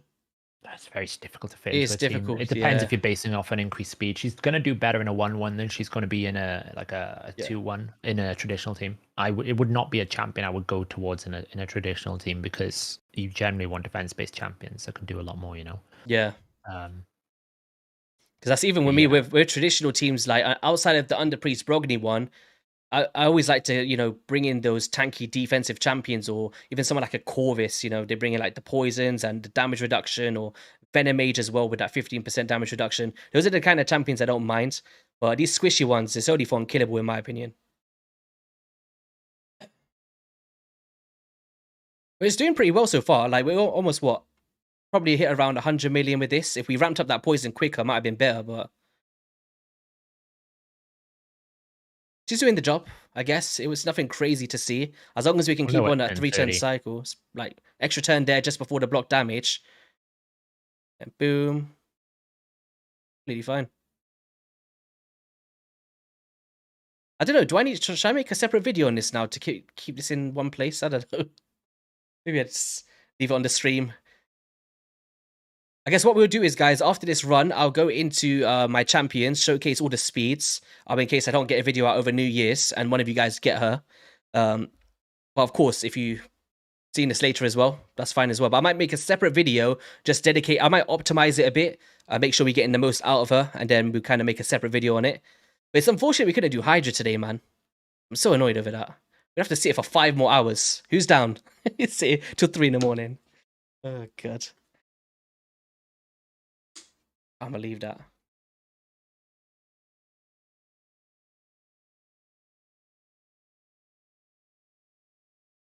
What's everyone's favorite Star Wars? Oh. Star Wars. There's Star Wars is like there's so many out there, right? Oh man. I'd say my favorite. Honestly, the best film since the Force Awakens, since they've restarted it, since Disney's owned it, absolutely is what's it? Star Wars. Oh, I forget the name of it. Hang on. So many, man. I think for me, I've kind of fallen in love with since the actual movies and stuff was the Disney series, like the Mandalorians and the Boba Fett's and stuff like that. Rogue One was really good. I liked Rogue One's the best one since the remake, for sure. Yeah. Rogue One. I think Star Wars games wise, the best one for me was still the PlayStation 1 Jedi Power Battles with that game was, oh my god, classic. If they brought that, have they even remade that? If anyone in the chat, let me know. Is there like a remake of that game, or like a way I could play it without having a PlayStation 1? Because I know that they kind of got like loads of remakes in the archive and stuff, but even like one of my favorite PS1 games of all time was Pandemonium. I can't find that game anywhere to play. The Clone Wars, Return of the Jedi, Empire Strikes Back, yeah. Like for me, my favorite what's your guys' favorite Star Wars I guess sphere character? Like for me, it's definitely Boba Fett. Like I can show you right now, I've got about 15 collectibles of all Boba Fett. I love it. Like the prototype ones and everything. I love it. I think it's just like back in the day. I think the first one that got me into that was what's his name? Is it Django? What's his name? Oh man. Have I forgot his name? Is it Django? Yeah, Django Fett, that was it. Django Fett, I think he was the first one I think there was a game that I played years ago, and then from there I kind of like started liking Boba Fett. Did you ever play the Old Republic MMO, Star Wars? Do you know with me, I always have to like visual. Let me bring it up on screen. Still going. It's a pretty decent game. What was it called? The Old Republic. It's not the single player one, but the MMO. The one by Star Wars: The Old Republic. Online game. It's an MMO. Yeah, it's MMO game. SWTOR is what it's called. Yeah, I've not played that one. It's really good. It was in its time. I mean, it's still going. I haven't played it in years, but it was really fun.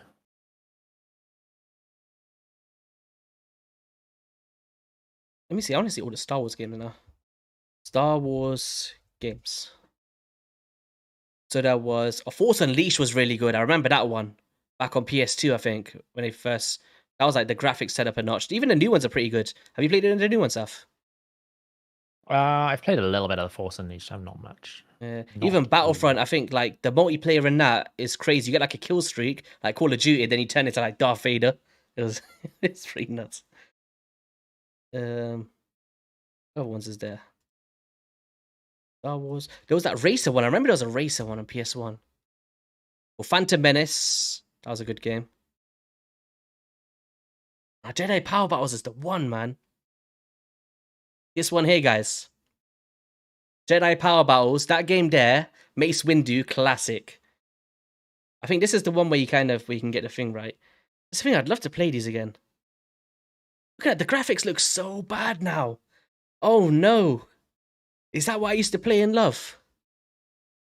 This is the problem when you go back and look at an old game. You look at it and you think, oh, this was amazing. Then you actually play it for 5 minutes, like, oh my god, how do we cope with games back from this age? Oh man, do you know what? This is a game, right? If I was to play this again, I think that I could literally remember that in every single thing about it, just for like playing it once and be like, oh yeah, I remember that. But look at that, that is so bad. Wait, where's Mace Windu's a purple lightsaber? Did he not have a purple one back then? What? Oh, look at that, that is nostalgic right there, that loading screen.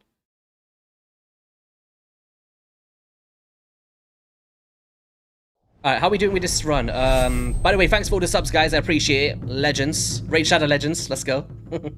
Yeah, so we're doing what? 70 million so far. Turn count 35. It took a bit of a while to ramp up Soiren's damage, but all in all, you know, we've passed that 1 key already pretty comfortably. So even with less gear, this is an easy 1 key team. Like, I've done this with way crappier champions than this, but it's flexible, right? And as Saf said, like, you kind of need someone for what's it called? The Force, so Seeker doesn't take a stun. So we kind of need a magic DPS, right? In some instances. And then we could use what's her name?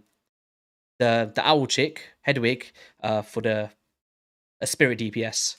That's completely fine. So I don't know, who do you think is a good magic substitute for a DPS over Soiren here? Saf, you disappeared? Sorry, say again. I was thinking about magic DPS for Seeker. Like, who do you think you'd recommend? Seeker's irreplaceable. I mean, like, Soiren, to take her out. For swearing, Yeah. Draco. Draco. Who else? I'm just thinking of who else brings decreased defense and weaken from magic. There's Bellinor. It's not magic, but you could do Bellinor. Bane is spirit. It's not going to help you, but she's another one. Full affinity is Suzerain Catone. Oh, someone's saying Jintoro. Is Jintoro magic? He is, right? Yeah, but Jintoro would require a different speed variation. Yeah. That's my team that I'll be building, is Jintoro. Aina. I'm not familiar with her yet. Nama. Void. Aina's Void. Suai is Void, also very good. Nama doesn't do decreased defense. Actually, maybe it's just decreased defense. I don't think it's just weaken. No, Draco is perfect. It's just I don't have it, so I can't showcase it, unfortunately. Yeah, Draco is the best in slot with this pairing because she'll extend the poisons, and then he obviously does more damage of the A1. Yeah. Aina is magic, Suai is void. Yeah. I want to go check out Aina now. So yeah, we've also passed it. We don't have to see it till the end. I'll just do a quick battle. So let's see what we got. So Gwyndolin came in with 23 million damage in raw damage. That's pretty decent. And one thing that I think I did wrong as well, I think I put her in I think I got her in War Master. I kind of want the Giant Slayer, right? You want Giant Slayer. Yeah, because I was thinking, this is the thing, like, for a champion like this, you get more benefit from a War Master for Hydra, because you've got the AoEs. But for Clan Boss, we want the Giant Slayer. So let me just quickly change that, and then we'll run the same thing again. On full. We're not going to sit through the whole run again, but we'll quick battle it. Giant Slayer. Boom, boom, boom. I don't remember what I did. Let's just go here. Wherever. Alright, there we go. Let's just run it with a quick battle now. So with Giants, she had around 22, 23 million the last one. Let's see what we got now. Wait, what? It failed. What did I do? Oh, maybe I had... Oh, I think I had Laura Steele. Let me put it back on. Let me put it back on. You're trying to quick battle it. Good thing you got 998,000 gems, eh? Yes. All right, let's do this again. Let's just use all of Plarium's gems, guys. Don't tell them. All right, here we go. This should be 50 turns now. There we go. 101... 29 million. It's pretty... What do you think about that, Saf? Are you impressed by that, or kind of what you expected? What's her build like? I can show you her build. But 29 million is for raw damage. Like, if we consider... What, double Seekers? Okay. RS. It's not crazy, but I think it's more than what I'd see from Vizier or Velis for sure. Like, my Vizier in this same team when I used to use it would creep around 19 to 20 million range. And she's coming in with nearly 30 million. It's pretty cool, man. What's her build like? It is... Yeah, Whisper's a pain in Clan Boss because the extra turns. I think the difference here, why you can run the Owl but you can't run Whisper, is you know exactly when you're going to get the extra turn. Therefore, you can tune for it. If you don't know when you're going to get the extra turn, you can't tune for it. That's why Whisper struggles a lot more.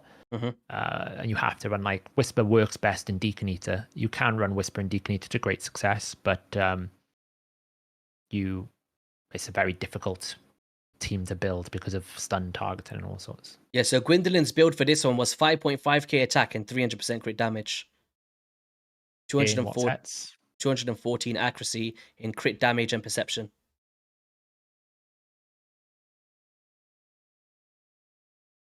So I suppose it depends on. Do you have decreased defense and weaken up all the time? Yes. Void. It's a bit low. And we don't have to increase attack all the time as well, so that's kind of a big factor. It is a little bit low. Because that A1, right, it's pure Giant Slayer procs. Let me rerun that.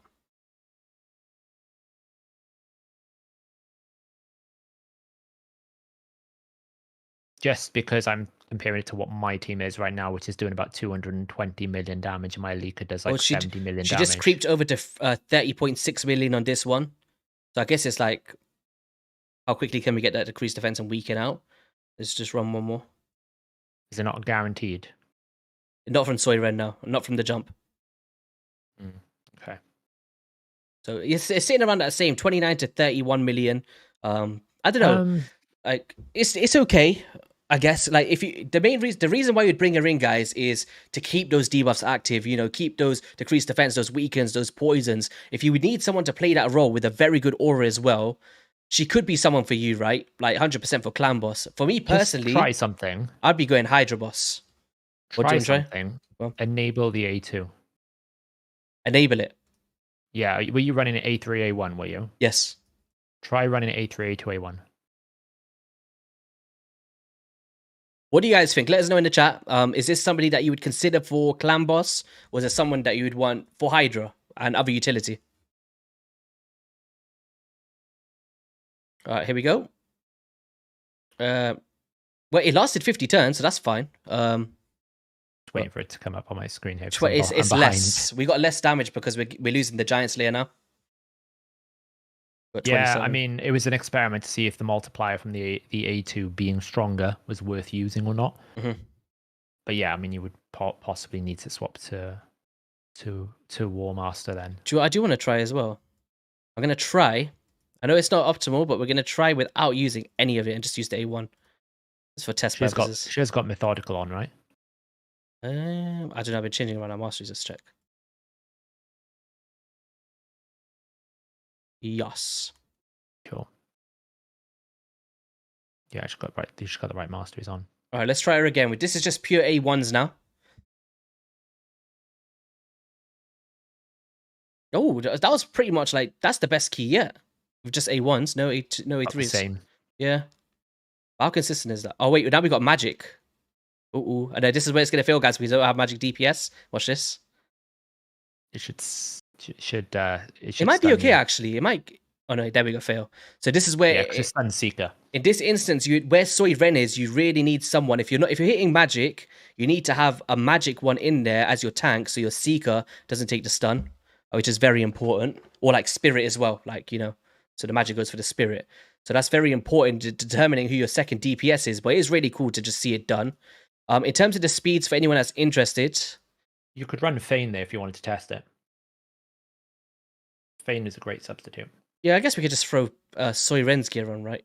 If I've got... Yeah, just do it. The problem is I don't think I've even got Feign maxed up. I don't even have Feign. Wait, what? I do. Oh, God. You must do. I've never maxed her up. Can you... Actually, that's... How would a performance be paired with Poison Activator like Venomage or Dark Kill? Exceptionally well, Jeff. The problem is neither of those are going to have any debuffs. Well, we got Venomage, right? Venomage. Yeah, but you're not gonna, where are you going to get your weaken from? Yeah, that's the problem. That's what I was trying to think of. You need someone that fulfills all the roles, man. This is the problem when you bring champions that don't have at least one of the buffs. It's the Whisper problem. It's a lot of them where if you're bringing a dedicated damage dealer, then you are going to have that problem where you're running out of space in the you run out of space in the team to actually find the debuffs you require. Oh man, I wish this is like my main account. Test server is so nice. It's just rank up anything you want. All right. Look away, guys. Look away from the book situation here. We got like 1 million. I've been saving them up from all the tests. Look at this, nearly 4,000. Imagine the CVC points. Oh my god. Go.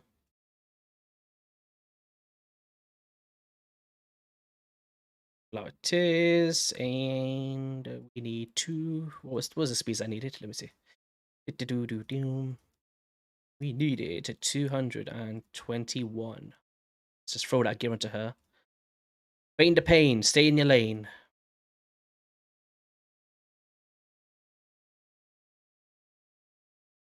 Doom.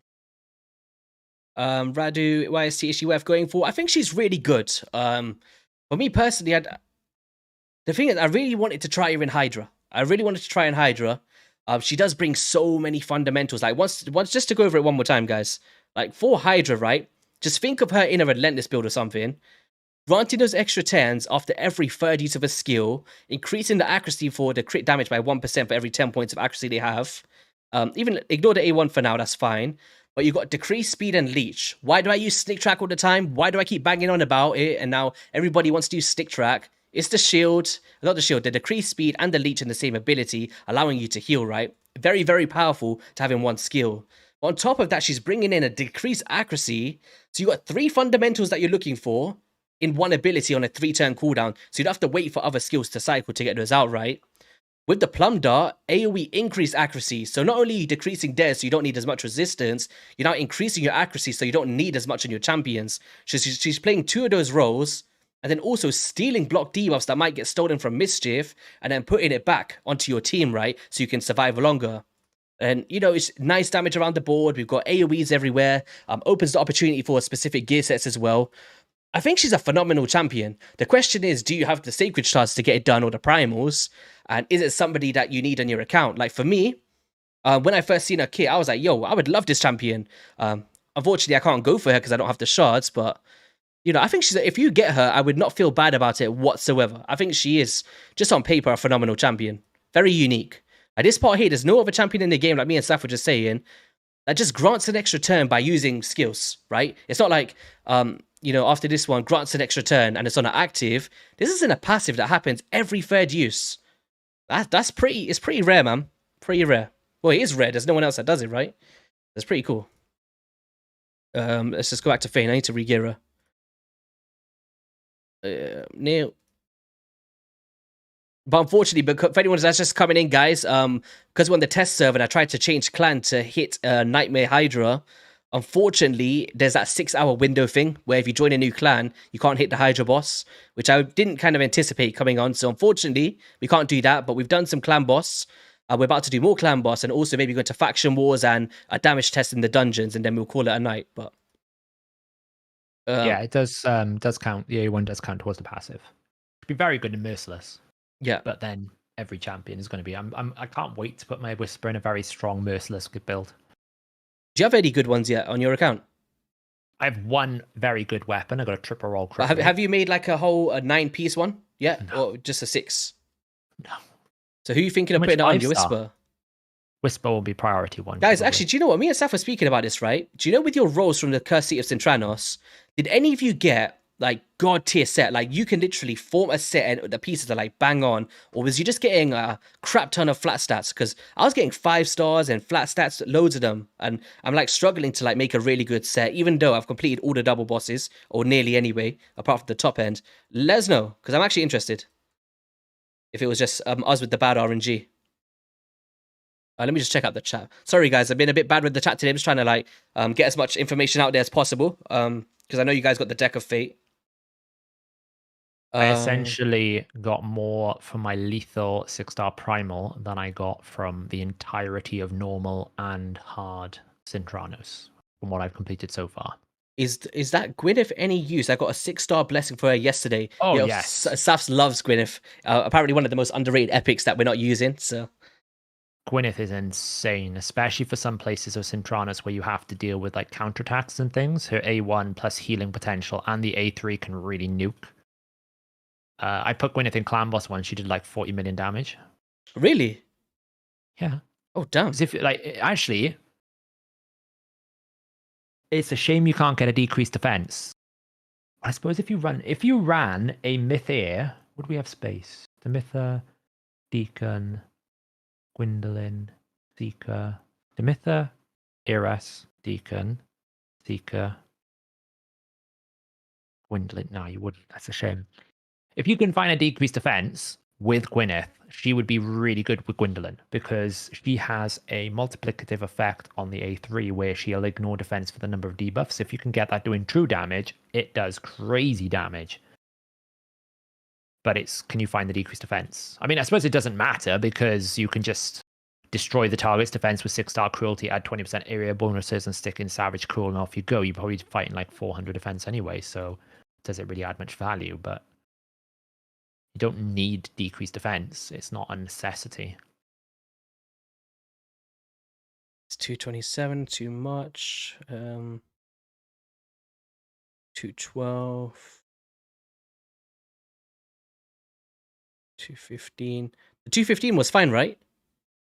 For the Feign position. I'm pretty sure it's 215 to 221. That range. That's fine. Yes, Yeah. that's fine.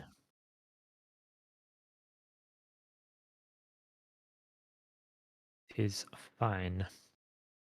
I can't believe I've actually maxed up a Feign. I can't believe it. There is no chance that I've done this. Oh, now we got a double Skinwalker stuff going on here, guys. Let's get some crit damage on. Oh my god, I've never seen this before. Like 4 sets on a champion. How have I never seen that? Oh, it's because of the stone skin. It just looks so weird. Yeah, you can actually get like 5 now. Think about all the merciless, perception, rule, stone skin, and all that kind of stuff. You can get loads. Probably break the UI if someone tested it. Because I bet Player didn't.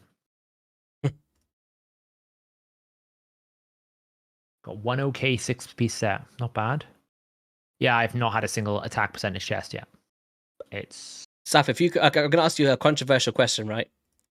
All right. If you could only have one of these champions, but you could never get the other one again, would you rather have Feign or Venomage?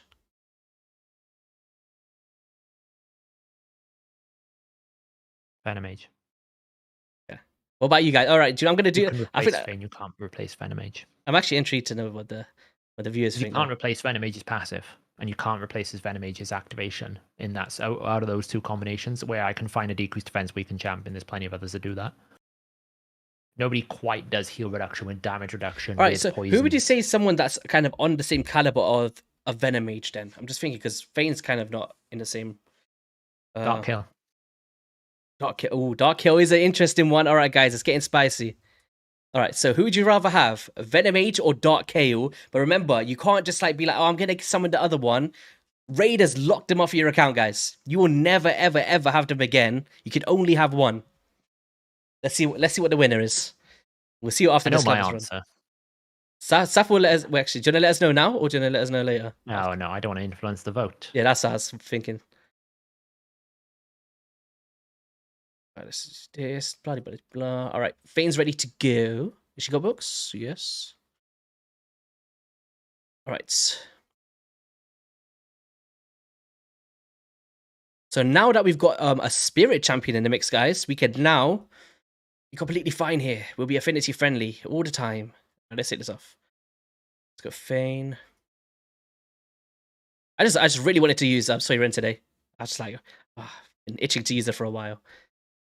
Do any of you guys use Saphyrra in your or Swaren, however you say his name, her name in your Clanbus teams? I need to pull the damn champion for me. You don't have her yet. No. I swear she was a part of a fusion, no? That, and also for some reason, in 4 years of playing Raid Shadow Legends, I've never pulled Corpse Collector. Why do you want Corpse? Oh, it's just the fact that you haven't pulled it. It's an epic champion that's been in the game for like 3 years, and I'm like, I don't even understand how I've not been able to pull one.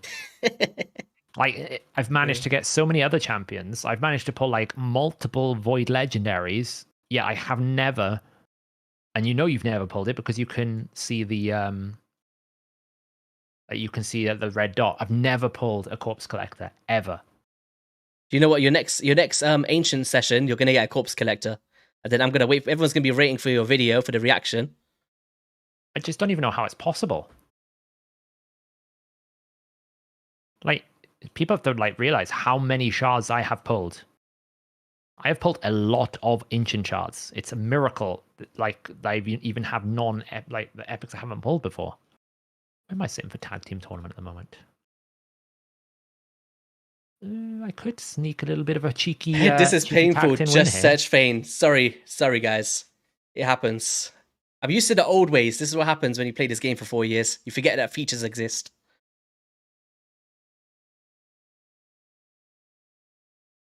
All right, let's see what some of the chat's saying here. Yeah, I'll be showing all the speeds after this, guys. We're just trying to showcase all the variations first. You know, just seeing her in action, and then we'll... I'm not going to wait for this whole run, by the way. I just wanted to see how quickly we can ramp it up with Fane in there over the soy run. You're waiting for 9 pieces for Rotos. That's going to be some god tier one if you can get that done. Geodude. Oh, actually, no, that would have been a good one. That was his name. Do you even need it on Rotos?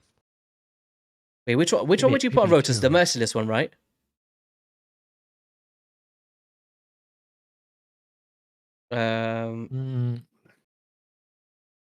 You wouldn't actually run 6 speed. You wouldn't run.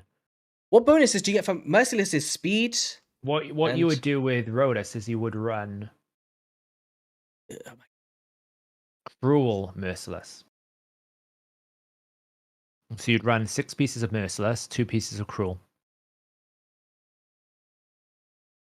Why do you ask? Because you have 60% ignore defense on your Fated Destruction. You get 35% from Merciless, so that gets you to 95%. The 5% from Cruel will give you 100% without requiring Helm Smasher, which means Fated Destruction will always be 100% ignore defense. And you still get 35% ignore defense vitality, which means if you want to, you can absolutely drop Helm Smasher for something like Flawless. Flawless Execution. Could, yeah. Or War Master if you wanted more damage, but I feel like War Master's a waste of thing, you know. So yeah, guys, so for anyone that's not kind of made a team like this before, what's going on now is where you see the stun targeting stuff, we've now brought in a Spirit Champion, so whenever we're facing Magic, we're now going to force that stun straight to Fane, and it's not going to be a pain, pun intended with the rhyming. And of course, we've got our Force DPS as well in the new one, in the Gwyndolin. So then when it's the Spirit Affinity, our Heiress isn't going to take the stun because we've got her in that Steadfast Mastery to kind of determine where the stun targets go in and have it in that lead position as well. So you kind of want to make sure in this kind of team anyway, we're not running the Fushan speed lead in this one. There's like a, just a normal without the speed. And it works out completely fine. And this will be like affinity friendly as well to face anything that you're facing. So it's pretty cool to see in a team like this working. Let's just do a quick battle with the Fane now. Fane the Pain. Let's get her out of here. Alright, how much damage are we going to do? Is it going to be better or is it going to be worse? Fane is going to be weak hitting a lot of the time. And we what? We failed. Where did we fail? Oh, maybe. Is that? Oh, do you know the speed last time when we had it 221? I left it at 215. Okay. And apparently 215 is fine, but if the stun target is going to change, right? So you can't run 209. Oh yeah. Let me just have to bring it down, right? So you're going to have you need to make Crutraxa your Gwyndolin faster. You need to make a 216. Yeah. But she was still and that works for all affinities as well, right? At the 216. So long as she doesn't take the stun. If she takes the stun, no. So players would have to have like one piece that they just switch between every time it switches to those negative affinities. Or you make it so that Gwyndolin can never take a stun, but that doesn't work with the Heiress. So yeah, this is why you go Elva with a lot of situations, because it just deals with lots of these little nasty issues. I guess like one thing that could be an easy thing for players is if they did want to do it in hypothetical scenario, you can swap a banner. Literally just have prepare one banner that has a different speed to the one you need, and just like switch whenever that actually happens, because it's not always going to hit those affinities, right? Where you need to switch. So there's probably a speed that you can do without changing it, but on your current build, the way you've You got it set said up, how you need to fast do I run need her at for this one? 216. 16. So you need to find 7 speed. I wish I So, could. Do you know on my screen just right now? I wish I could find an bring the attack calculator banner. up, guys. But literally, if I bring anything up, my computer's gonna break. I'm not. I haven't got a top tier PC, so I need to be careful. Just swap your banner for something with 7 speed, 6+1, something like that. If we got it. Don't glyph. No.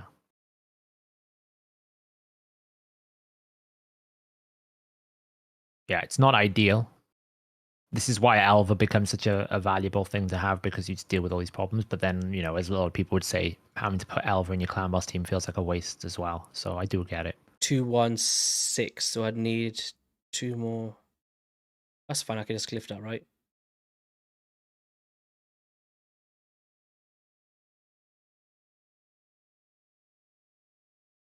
Go 216. There you go. I mean, you lose a lot of attack, but it's interesting to see. Yeah. All right, here we go. What are we gonna get? Well, Fane did a lot more damage, obviously, than the Saphyrra, but the difference is she's Spirit, so she's, it's still gonna be a wonky. It's a full auto team, and like I said, if you did want to run something like this between it, although it is a bit annoying before we find the exact speed tune, which hopefully we can find in the meantime. You could just have one banner that you switch between when it hits that affinity, but outside of that, we're completely fine so far. In terms of the stats of these champions, we have got Miss Heiress going at 289 speed in this tune. Masteries. Actually, do you know what, Saf? Do you have that do you have that speed tune as a link format? Yeah. If you can, what I'm going to do is, guys, for anyone that doesn't want to watch back the video, I'm going to leave it in the description below to Dead with Jedi's website. And the speed tune will be there, so you can, manipulate it if you want to, change the champions, whatever that may be, just so you've got the base there instead of just visual format as well. But yeah, just for quick anyway, Heiress is going at 289. Mastery is heading down to War Master with the Steadfast as well, so she doesn't get the stun right. Of course, being the Force champion, and that's what we're going to be doing with our Gwyndolin here. She's not going to have that. She's going to be taking that stun. With this, she's going to be at 216, but we kind of jumped up the speed, right, from the 209. So there's 7 speed discrepancy depending on the affinities that you're facing. Demiffa is going to be going at, because we don't have the speed lead, like a Fushan, she's going at 321 speed in this composition. But of course, if you start bringing in those Fushans or whatever that may be, it's a lot easier to do. It's just what I run. And yeah, we don't really need accuracy and stuff on her. Our Masteries, we've gone for the Steadfast once again. We can't afford it to take a stun, and the War Master at the bottom. And then Fane, which was also the Saphyrra, whoever your other DPS wants to be with the magic or the force and stuff, depending on affinities. This one's running at 215 speed. Decent attack and stuff and crit damage for damage, and enough accuracy that we need. And Masteries, we've gone the offense tree and the support tree, heading down to the Master Hexer. In terms of the what's it called? The presets, so we could just bring that up, because that's very important. You want to be having Gwyndolin. It doesn't really matter, as we've shown. It doesn't really make a difference, but we did see the higher damage when we locked this off, which is decent, right? So might as well be using that. Fane is just whatever you want to do. We want 1 delay on Seeker for this one, and then it's all full auto as well, guys, as you've seen with the clan boss teams, or the quick battle feature. And then we've got Demiffa, opener with this one with the first priority and a second priority here. And then Heiress on a first priority on the exhaustion. And that's basically how to run the team. In terms of some other stuff that we could try with her, I guess we can't even do faction wars. They never kept it open for us. And, oh, for God's sake, this... Well, I guess we did see the clan boss stuff, right? That's pretty cool. What else can we see? Doom Tower? Have they unlocked it? Oh, there we go. We can see some of this, I guess. What's a nasty floor that we can bring her into? 72. 72. Which one's that? Are you in which rotation are you in? I'm in Dark Fae 114. Wait, guys, Saf's trying to set me up here. He wants me to go into the Roto Siffy. All right. Well, you said the hard wave. But I usually double reset this. I don't know if I can do it any other way. I don't think she brings anything that we need for this either. Outside of the utility, what decrease accuracy? That's pretty. I kind of want a heavy debuff wave. Maybe someone full of torments or something. Hang on, let me find you one. Do you like just nasty rotation 3, debuffs? Yeah. Doom Tower, rotation 3, odds. SGT. Yeah, Saf's trying to set me up for failure here. He's trying to send me into the lion's den with the Roto Siffies. 108 is freeze heavy, but it has a hegemon, so that's a bit of a problem. That's fine. I could bring in some other champions as well. We can still see her a bit, I guess. 105 has lots of Kaimars and Ignatius. 105. I saw Genzin's in there as well. Oh, I guess we have to do that one now, just by tradition. Who can we bring in here now? I don't know, we can have fun with some Harimas. We can bring in obviously the Gwyndolin. Bring in maybe a Lydia. Bring in a Lydia for drop defense and weaken. Mifrala for a bit of a cleanse, maybe. I just want to see her damage more than anything. So we got to increase attack. That's fine. We got drop defense and weaken. Last one. Stage 89 has Lydia's, Draco Morphs, Queen Eva's, Mashaleds, and Suzerains. That's pretty heavy. I'm going to go through this one first. Let's see if we can handle. Actually, who's got a better aura? Oh, Mifrala does. Okay. I mean, he asked for a difficult stage, guys. I mean, I gave him a difficult stage. You should have been more specific. One without Saphyrra. Like... I think what I meant was I wanted one with like crazy debuffs, but this one looks like pretty like debuff heavy, I guess. Yeah, this will be heavy. Perma-provoke. Here we go. Great fun. Okay. Got 40,000 damage there, but we got to increase accuracy. That could be helping us out here. If you can't reach the thresholds, let's keep this a bit faster. There's some provokes. A bit of a cleanse. I want to see her AoE again. I'm going to do a damage test in Dragon as well. I'm going to try that. This is just still the clan boss build. Oh, look at that animation. Oh, man. Who's seen that sickle boomerang? Yo, that was sick. What's your favorite animation in the game, Saf? I was posting, like, I really like that new dude. The Bovos. Do you have one? Like an epic, not legendary. Venom Mages is pretty cool, I guess. Like the big Supreme Kale's got the best ones. He sends little skeleton armies. Supreme Kale. Yeah, Supreme Kale sends like skeleton armies. To send you a screenshot. It's kind of cool. Oh, she's down. Just wanted to see her blast proof some waves, man. All right, let's go down to a different one. What was that one that you said? Oh, Pythion's got no gear. 89. What is this? 89. Some test server. 89. Recently used. Get them all in there again. And who can we even use? Well, we could use Stick Track, I guess. Keep us alive. But there's a will, there's a way. Boom. So here, basically what I'd want to do here is I'd want to open up with the sickle boomerang, decrease accuracy so that we don't get the debuffs incoming. So let's go boom. There we go. Decrease accuracy and leech. And look at that. Now everyone's getting resisted. You see that there, guys? So that's the power of the decreased accuracy if you're struggling to get crowd controlled, right? So you'd really want to be opening up with that one there so you don't take all of those debuffs if you're progressing through the Doom Tower. And then right now we could probably just save the next skill for the next one, I guess. You guys see that? How valuable that could be in like Doom Tower as well. We get a bit of ally protection on here. Let's just lock him out for now. I'm not going to run any resets. So here, now we can get like, well, they're going to get a block debuffs. If they can anyone steal it? Well, Mashal could steal it, right? I guess we could just go increase accuracy and some damage for now. So that's raw. Okay. And look, now you see, now we're taking those debuffs because on this wave, we don't have that decreased accuracy. So we don't have any. All right, that was just pretty cool to test there. Bit frustrating you don't get the block debuffs unless you steal one. Yeah, I kind of wish that you at least a block. I don't know how they can phase that. I think they should have just given a block like debuffs.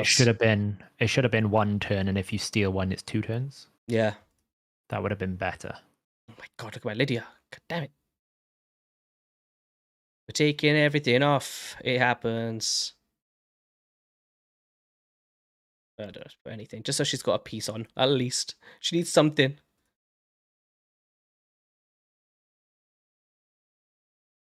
Take that.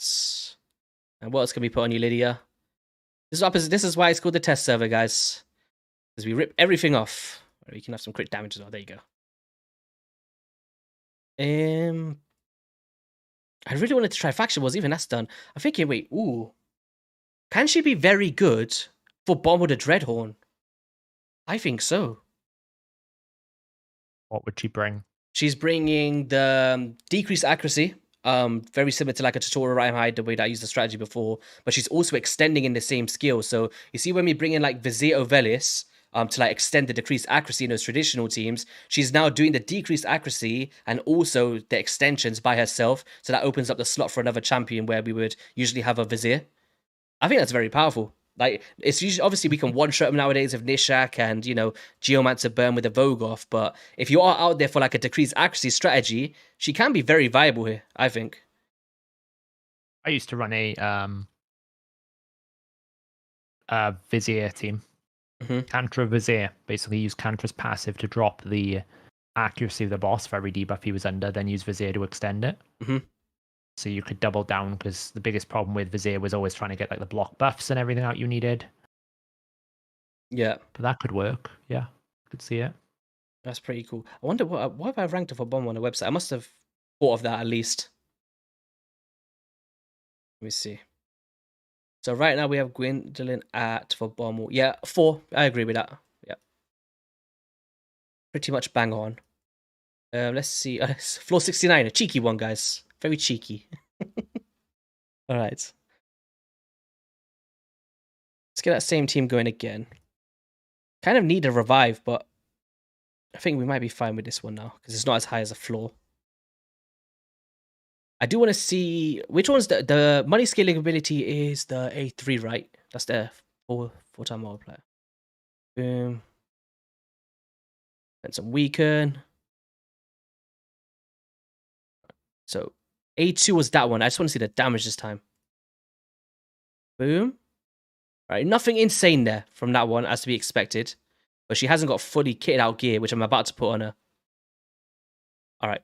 Let's do a damage test. That's it. We're doing a maximum damage in honor of Hell Hades. Yeah, Vizier does bring the decreased attack, yeah.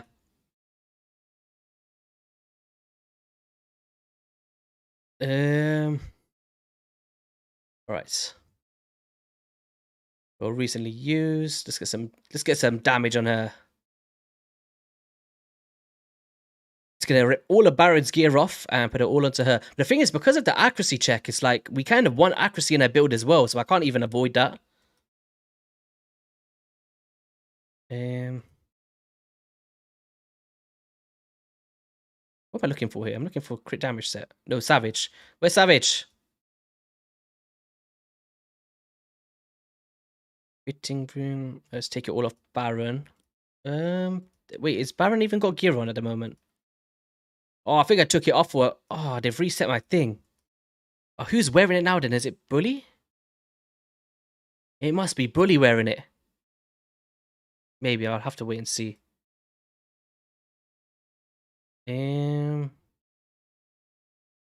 Oh, man.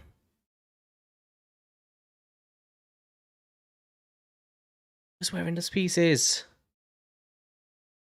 I kind of want to pull up my main account so I can see what Baron was wearing. Get the bandana on. Hades hasn't sent me one. All right, let's see what we got here. End poll. So, Saf, what was your pick for the Venomage Dark Hail? Dark Hail. Ooh, it went 61% Venomage. Because Venomage will always struggle on her own without a poisoner because she doesn't have enough poisons to fuel her own A1, whereas Dark Hail will extend the duration of his poisons, activate HP burn, and also provide decreased attack on a more consistent basis rather than requiring the condition, and he guarantees you can't get critically hit as long as there's two or three poisons out on the target. So you basically get everything you need. You also get poison sensitivity, so you get more damage from your poisons. Overall, a better champion for it, rather than Venomage. Venomage has its utility usages, but generally, I would prefer Dark Hail over a Venomage most of the time. It's a tricky one, though. It's very tricky. Yeah, but I think I agree. I think I would go over Dark Hail as well, to be honest. It's just that passive is so good on him, man, that decreased crit rate. And those poison detonations. I don't even care about the speed. Let's just whack a bunch of damage on. Alright, what we got here? Get in there. Dark Hail doesn't take too long to get. Just got to do your secret rooms. Be surprised how quickly you can get Dark Hail. Which one is he? He's the third one, right? It goes Archmage, Rian, another one. I think it's like the fifth one, the fourth one. Doesn't take you too long. It probably takes you about a year and a half. Yeah. I remember the Hades context was of telling me everything. that he still never had a Dark Hill. Can you believe It it? took him ages. It was Yeah. embarrassing. I was ashamed to be referenced alongside him. It's funny, man. I was disgraced by it.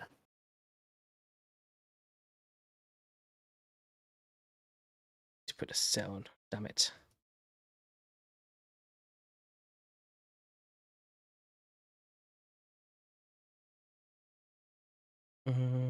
Nope. Which piece did I use for him? It's so annoying how it's not. I was trying to do a video on Bully. Oh, I've just spoiled it now. Guys, I had a special video coming out for Bully. But Nobody listened to what you said. It's fine. yeah, no one listened Nobody to heard a thing. Nobody heard a thing. Man, that speed is dropping down, but the attack's going up a little bit. I don't really care about the speed, if I'm honest.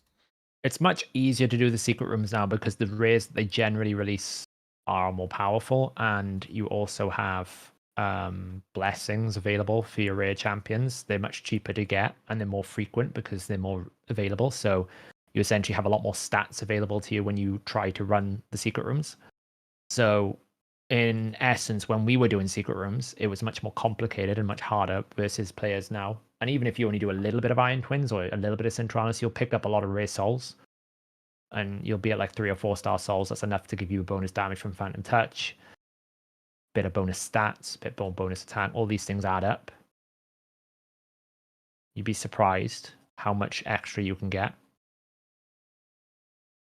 That's why I say to people, once you have a good set of champions, souls will always be better than more champions. Pretty much all the time.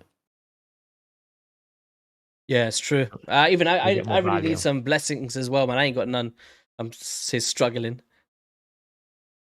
All right, so we got a decent build. It's nothing crazy. 6.7. That's not the Baron build. But then again, she's got a lower base. What's the base attack of Baron? Base attack of Baron is 1575. So, oh, I've messed this up. Unless I've just got a really. Kind of sad I know that off the top of my head, really. Anyway, I can even. Maybe it's just I got better accessories from the banner lords or something, but this piece looks like it's off. Let me try to change that. I'm pretty sure I had like a max. Oh, here it is. There's the piece. That's the one. All right, so now we're at 7,000. Still not the best. Maybe we could sacrifice this and get them more attack now. The thing is, because I don't have any blessings on her, no +4s, any of that stuff, is just nothing we can do here. Let's go priority stats. Let's get attack percent all the way up. We also want some subsets of crit rate in there because we can't afford to lose that. What we got? All right, that looks perfect to me. There we go. No, get max on that one. There we go. We're gonna keep going. Roll it. I'll take a 7. I'll take a 7. Any accuracy in here that we can glyph up for the extra damage? No accuracy, no accuracy. There's a bit there. Nice. All right, I think we should be good to go to try this a little bit. So 7.2k attack. How much crit damage did we get? 270%? That's decent. And a bit of accuracy in there as well. All right. Here we go. Which stage does everyone do? Is it stage 20, Dragon? Is that a damage test one? 20 Dragon, although we've kind of outscaled it, but yeah, 20 Dragon is the way to go. All right, so Vizir's got a nice dungeon or a lead. God damn, 34% attack. Who's got higher than that for dungeons? I'll ramp the heck out of this. 34% attack. I think there is a 35% attack. It's fine. I'll just leave Vizirs for now then. Not many though. It's pretty high up. Yeah, it's pretty high. Have I got a damage? I must have a damage test preset here. There we go. Take Death Knight out. To be fair, I can't even leave Azir in there. What can I? No, I can't. I guess I'd rather have the lead of the accuracy though. What does it? Is Runekeeper Dazzdirk attack aura? I think so, right? Is Runkeeper Dazzdirk attack aura? Yes, but I think it's only Doom Tower. I'm thinking of someone. I need someone with an attack aura at an increased attack, like an Arbiter. Just for Attack aura with an increased attack with an Arbiter. Yeah, because I haven't currently got an attack aura. What, for dungeons? You just had one. No, but I need to have the other champs, right? The Gerptucks, the Bad Elves, and all of that stuff. You could absolutely use the filtering system.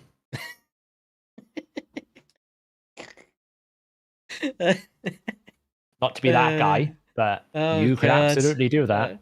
Oh no. Alright. Here we go. This is what happens when you bank on Saf, guys. He's like the raid encyclopedia. So just be like, yo, Saf, what's this? And I don't have to filter. Alright. So we want to increase attack but we can't we can filter by action, right? No?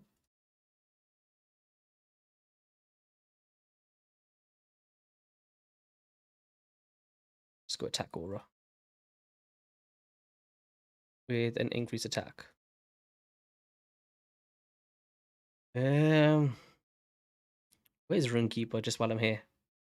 Oh no, it's all battles. Okay, oh that's perfect.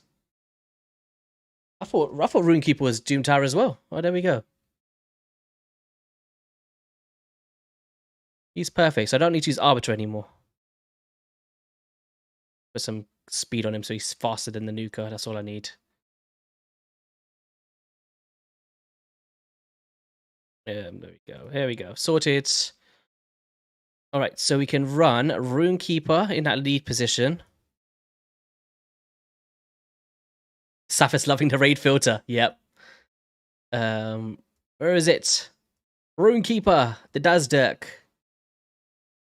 There he is. So Runekeeper over Arbiter, but that's going to stay there from now on. Where's Lydia? And then we need the new chick. Gwyndolin. Is everyone faster than her? So she's going at 164, 238, 211. Oh, wait.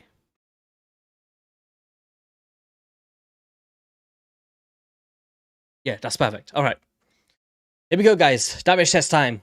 Is she going to absolutely annihilate? Probably. I'm going to take it to a higher stage after this as well. All right, so we're going to go. Drop defense and weaken. Poisons. And now we're going to do increase attack. And now we're going to go with, is it this one? Yeah, I think it's this one. There we go. And here we go. The A3 first. I'm going to get the Genzin mask because I don't have a bandana. Here we go. 3, 2, 1. Gwyndolin. Okay. Okay. Okay. Bad. Not bad. Did you see that stuff? 258,000. Okay. It was okay.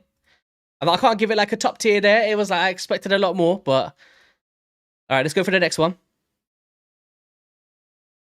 What was the highest number that you've seen? Actually, no. Oh, wait, guys. Okay, wait. It's not mediocre yet.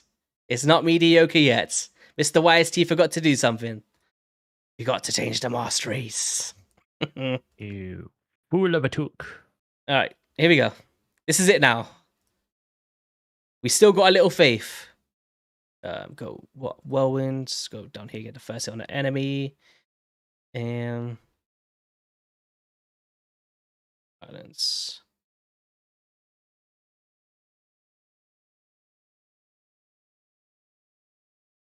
Do you have high max HP? The accuracy.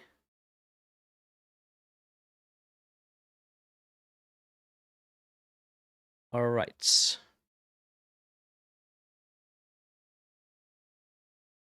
Let's put this on for now. There we go.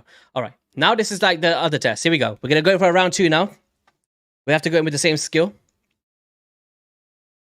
Now we need to pay attention to the highest number for when the Helm Smasher procs. So drop defense and weaken. Get the poisons out. We have to get the mask back on again. I'm looking for at least 400,000. Here we go. It's probably not going to happen. I'm being optimistic. All right. Gwyndolin. Sickle boomerangs. 338,000 with the Helm Smasher proc. Pretty good. Pretty good. Yeah. Not bad. Like, if you think about, like, what I'm thinking of now is that is some good damage for a debuff ability, right? And if you guys are considering the Hydra boss and the amount of damage you could do over time, you could just imagine how that's going to scale over the course of a long battle, right? So that's what I'm looking at more here. We're not looking at it as a pure nuker.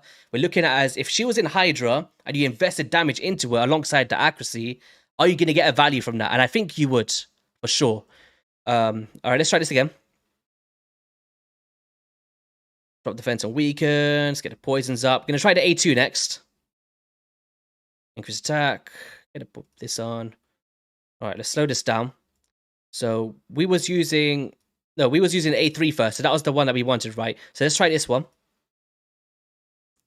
So that one was around 250, 260,000 on the A2. Okay, pretty decent. That's always going to be lower though, because keep in mind the increased accuracy is going to give you bonus crit damage. It's just not the same build. So now, let's just go in with the A1 this time. It's nothing to be crazy, but just so while we're here. Boom, boom, boom. Around 80,000, 60 to 80,000 average. So I'm going to try that AoE one more time. What are you guys thinking so far? You impressed by that damage? Is that something you could see scaling over time in your Hydra teams? How much accuracy did you give her? She's on around 200 at the moment, plus the increased accuracy. All right. So obviously you can't scale this as well if you do have the extra accuracy for the crit damage units, right? So let's slow this down. 335 again. It's pretty respectable. Like, of course, you can scale it up again with the passive. So if you guys check in here. It's such a bummer that we can't do Hydra. I had such a perfect team to try her in as well. Did that team contain Snick Track by any chance? No, I actually took Stick Track out because she's got the decreased speed. Scandalous. Yeah, I know. I was thinking of like because Stick Track brings the decreased speed and leech. I was thinking like a substitute in a sense. I just bring the shield from like a Mithril or something. But yeah, man. Overall, like my first impressions, I think if anybody gets her, I would not be disappointed. I think she is very. Do you think she's worth 20 Sacred Staff in your opinion? That's what I'm thinking of here. Because when I think of 20 Sacreds, I'm thinking of what Elva Autumnborn, right? She was 20 Sacreds. Is she on the same caliber as that for me? She's so she offers something unique, yeah, in the sense that you get you get the best debuffs for Hydra. I think she's very valuable for Hydra, especially if you don't have many decreased speed options with Leech. She gives you the heal with the decreased speed and the decreased accuracy, which are often quite good for dealing with the Mischief Head. Often quite good for dealing with things like the Wrath scaling and things like that. So it's very good at countering those. The block debuffs is actually really good for Hydra, because if you don't have a block buffs in Hydra, then the Wrath Head, when he procs, is going to give himself block debuffs. You can steal that and put it back on yourself. It's very niche, but it could work. Yeah. Do I think it's like worth, is it worth 20 Sacreds? Subjective to a person's account. For me, is it worth 20 Sacreds? Yeah, because I can't get that. For 20 Sacreds, the chance I'm going to get a duplicate champion, right? So is it worth it for me? Yeah, probably. Is it worth it for the average Joe? I would say right now, because of the summoning events, it's worth it. Yeah. It's Primal's pretty good. Like, if we just for some context here, guys, like if we go to decrease speed, right? Decrease speed and Leech together. Where's Leech? Oh, there it is. So Leech. So that alone, there's only 2 champions in the game right now that I have anyway. Or a couple, but for Hydra boss, and that's Snick Track and Gwyndolin. So for players out there that love Snick Track like me or want him, we're bringing in that, and nobody else on my account anyway can do that. Don't forget to include your vault, by the way. Oh yeah. Well, even that, I don't think it's going to be anymore. So it's just going to be like bloody these dudes. The one that really is going to overpower it is Nekmothar. Yeah, but for someone like me, I don't. The reason why I use a sneak track is because I didn't have a Nekmothar, and that's just like my next best thing in a sense. So in that instance, it's very like there's not a lot of options, let's just say, and they are legendary champions, the best ones. And now if we start to filter into decreased speed, that, and then also, of course, what was the other one she did? Decreased accuracy. Nobody else in the game that I have can do that. I'm not sure if Saphyrra, is there any way you can figure out if there's anyone else that does that? I don't believe so, right? Got all three in one combination. In one set of skills. Like it doesn't have to be in a combination. In one ability, like just overall, like someone has decreased accuracy, decreased speed, and leech in for one skill set. The only one that can do it is Sylar with Harvest Despair and Stun Set. See, there we go. So in that essence, she is a one of a kind champion, right? In terms of not just like individual abilities. That's not what I'm saying here. I'm saying in terms of overall utility. When you combine all the skills together, it's unique. There's no one else that covers all of these bases for one champion. We're also having a one-of-a-kind ability and a passive where you're granting an extra turn without the need for Relentless in a sense. So if you don't have it, the luxury of it, or whatever that may be, she's still going to be granting extra turns for every 3 turns you take. So the more that you're cycling, the more times you're going to be able to proc this, right? You're also getting crit damage bonus for accuracy, which is something that you want to make, to place your debuffs. So you're getting an extra benefit for that as well. I think if you are going to use her, I think Unkillable Clan Boss like we showed today, very viable, but of course there's other options, so not mandatory. I think for Hydra Boss, she is, even if she's not in your main team, she is definitely going into your second or third. Like, for me personally, I'd be using her in at least my Brutal team. Brings in so many cool things here. And, just overall progression stuff, like whether that be a Doom Tower boss you're struggling with, you want to place a decreased accuracy, an increased accuracy, or you want to steal your block debuffs back from Head of Mischief. I think she's a very good fundamentalist that has good damage as well, and she's very unique. So if you do go for it, I would say don't feel bad about it. Of course, you're still summoning for events, right? We got, do you know what we can get out of this now? Let's go to my main account. Of course, we've got these other events, right, that I'm going to bring up now. Times 2 primal is insane right now. Yeah, this is it's all about context. Like Saf was just saying, like, we're at the end of the gear, if you have been holding on your shards, which I now need to close this player and play because we're switching. 1 second, guys. Yeah, if you've been saving your shards for an event, right? One, you're getting the Hero's Path. Is it Hero's Path? What's it called? Deck of Fate as one. Mm-hmm. You've then got the events of the times 2 mythicals, which I don't believe they've done many or any at all. And, you've got all the other events going on as well. So if you are summoning and you manage to get this champion anyway, it's just an extra champion, right? Is the way that I'd be seeing it. Let's just go here. Okay. Please open for me. We want to open up a game. There we go. Yes. But there's a massive update in Player and Play. What's going on? Is there something happening? No, it's just Player and Play client update. Usually it's like boom, boom, bang. Unless my internet's being crap today.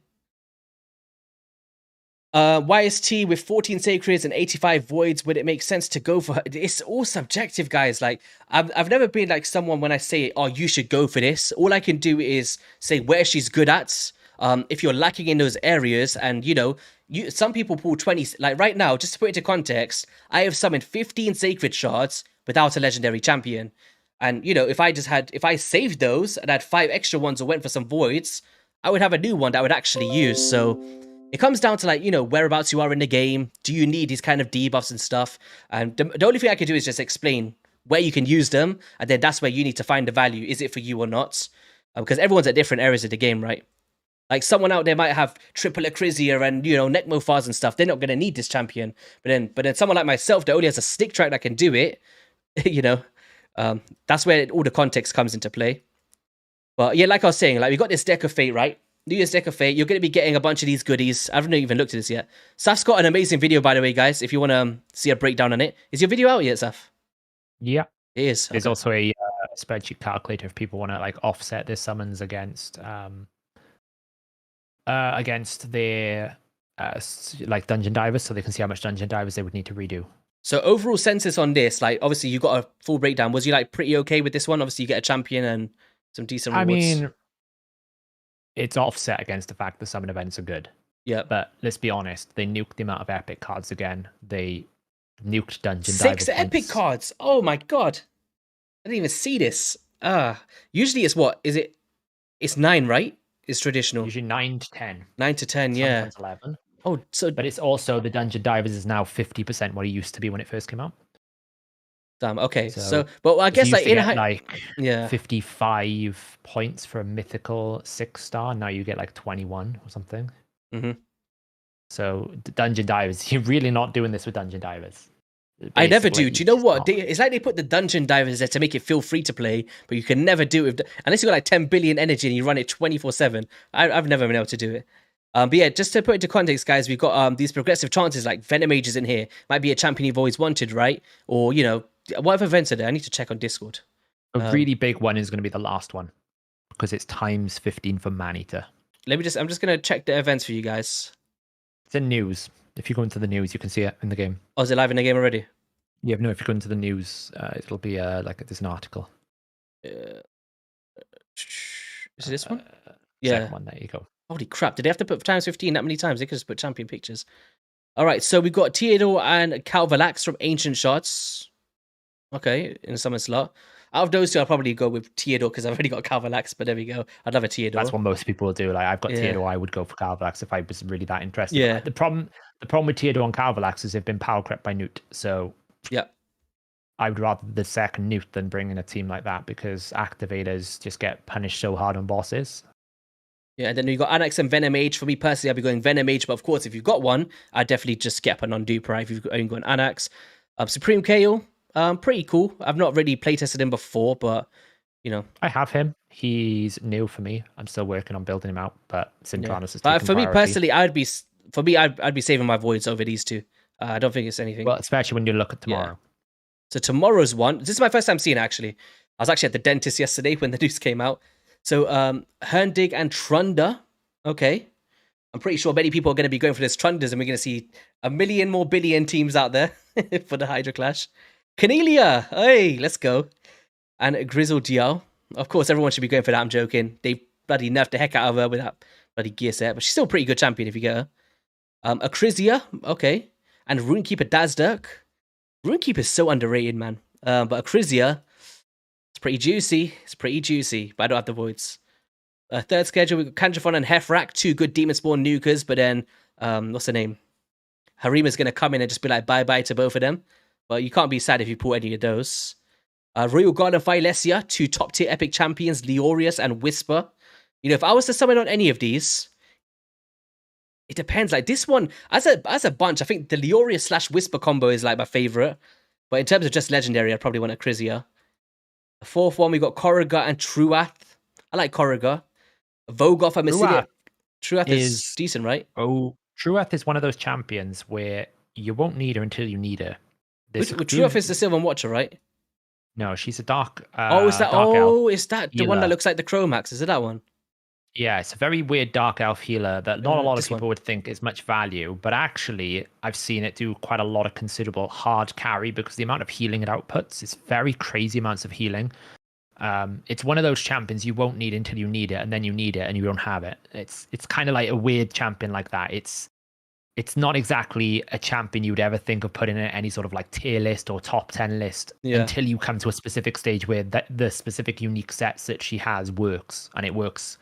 It's almost like it works so good. Why did you never use it? And then you realize because you've never needed that to begin with. I actually never hear anyone speak about this champion, like ever. Yeah. I don't think I've even seen a champion guide on it, but it's interesting. Interesting. Like you look at the healing, because what happens is when the A3 or the passive activates, it resets the cooldown of the A3. Mm-hmm. So you basically continuously get that's knocked. Oh wait, that's knocked. I was thinking, I was like, wait a second, that's not the right one. So you basically continuously get the I think it's if you look at the passive, it resets the cooldown of Amius, which is an equalized HP. The Animus infusion skill by 1/10 for every 10% he loses. Yeah, so basically he provokes up, right? I think Truath puts. So heals the target by 20% of the champion's max HP, then balances. Okay, that's actually very strong, guys. For even Amius, it's like Animus and Amius. It's funny. HP levels of all allies we brought up to levels are very similar to Sinestra and stuff. After balancing, we'll place an ally protection for 2 turns on a 4-turn cooldown. Also only on one target. Yeah, and then a perfect veil. Or is it a single target? Oh yeah. Yeah. No, perfect veil AoE. Yep. Single target ally protection. Strengthened as well. You also get counterattack and strengthen on her. And then if you look at the A1, I think the A1's a provoke or something like that. No. If memory serves me right. What's the A1 do again? He was this champion by 5% of their max HP. Yeah, so basically that you heal with the A1, and then when you lose 10% of your HP, because essentially you've perfect veiled, she's the one that gets attacked because everyone else is under veiled. Ooh, that's an interesting she gets synergy. Attacked, it reduces the cooldown of the heal, and then the heal equalizes the HP. That's a funky strategy. The guy. See, I always mess up the gender. Okay, don't hate on me, but I gender misprofile all the time. I can't help it. I was actually, when you were saying she as well, I was there thinking, is it? But it could be like the hair. I don't know. Is it? Oh, it's a male. Is it? Because I think he's sounding like Kale, right? So that's what I was thinking of. It's my thing apparently in Raid. I just can't get the right genders. What can I say? But that is a very cool synergy though. I should use neutral pronouns them. That would be better. Perfect. But yeah, so that's how you use it. It's a bit one-dimensional because all it does is healing. But if you set it up correctly, it's surprisingly powerful how difficult it is to kill anyone through True Earth. Yeah. Because of the amount of cooldown risk. Because there's no cooldown on that passive. It'll just keep happening. So every time you basically take 10% of her HP, if she loses 40% of her HP, she gets her passive back and then equalizes her HP back up. And then she does it again and does it again. It's insanely strong for healing. Very good. So then we also got, in that same day, we got Bellatar, Mage Slayer, and Vogoth and Mystilia. Vogoth is one that, do you know what? I was doing a video today, right? And I put Vogoth in my top 20 in the epics, but anyway. And somebody was saying to me like, as well, like they're going all in for Vogoth that day because they're struggling on Bommel. And, you know, if you don't have those Nishak Verminals and stuff, Vogoth and Geomance is a busted strategy. And I went years without Vogoth, so now that's all I get. But very powerful. And you got Maneater for Unkillable as well. So this is the thing, guys. Like when you put in the context of decent events, in terms of summoning, in terms of champions, if that's what you're after, we've got a 2x Primals, which we never get for Mythicals. And then, you know, a bunch of other events as well. I made a mistake in my video. I thought we hadn't had 2 times Mythicals before, but we've had it once. We've had it once, yeah. I think it's not the second done all time. 3 together. Yeah, never. Difference. Yeah. They're not done all 3 together. I think they did just 2x Mythicals and then 2x Legendaries, but this is the first time they did 2x Legendaries and 2x Mythicals at the same time, right?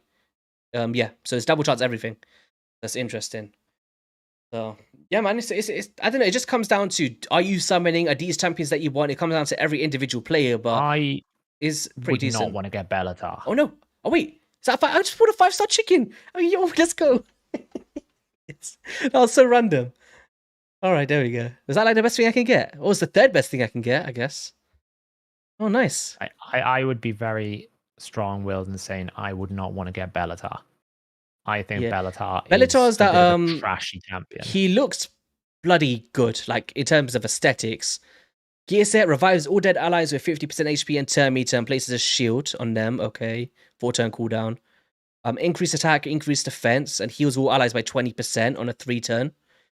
Okay, that's actually. Do you know what? I actually kind of like that in a weird way because when you think about increased attack champions, you know, sometimes the increased defense is going to cater to those defensive-based nukers as well, right? If you don't want it for just sustainability, so it could be pretty decent in some areas. The problem with it is just nothing happens consistently. Decreases has a 50% chance of decreasing all of an ally's skills cooldowns by 1 turn whenever they are revived. So if you revive, I want their skills reduced by 1 turn, guaranteed. Like that's what I would want. Like it's not like you're resetting all of their abilities. You're resetting. It's not even 100% chance, just 70%. Yeah. And the A1's not 100% chance. The A2 is not 100. Like everything is just inconsistent. Do you know what I would have made Bellatar Mage Slayer if I'm being completely honest? Do you know how Godseeker Eniri revives a single target ally with all of their skill cooldowns? Right, she resets the cooldowns. I would give Bellatar, even if it's not revives all dead allies, like revives 2 or 3 or something, maybe 2 with all of their skills. I think I would have made him the legendary version of Godseeker Eniri, and I think that would have been pretty cool. I think it's absolutely fine for it to be a 1 turn on all allies. I just think when I revive an ally and I'm reducing their skills, I'd want all of their skills to be reduced by 1 turn guaranteed. That's fine. I think if you did it any other way, it's way too strong. Like it's utterly imbalanced.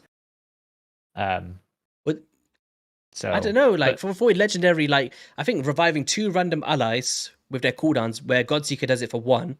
I think that would work out. Yeah, but you'd never decent. take a 2 random one over guaranteed.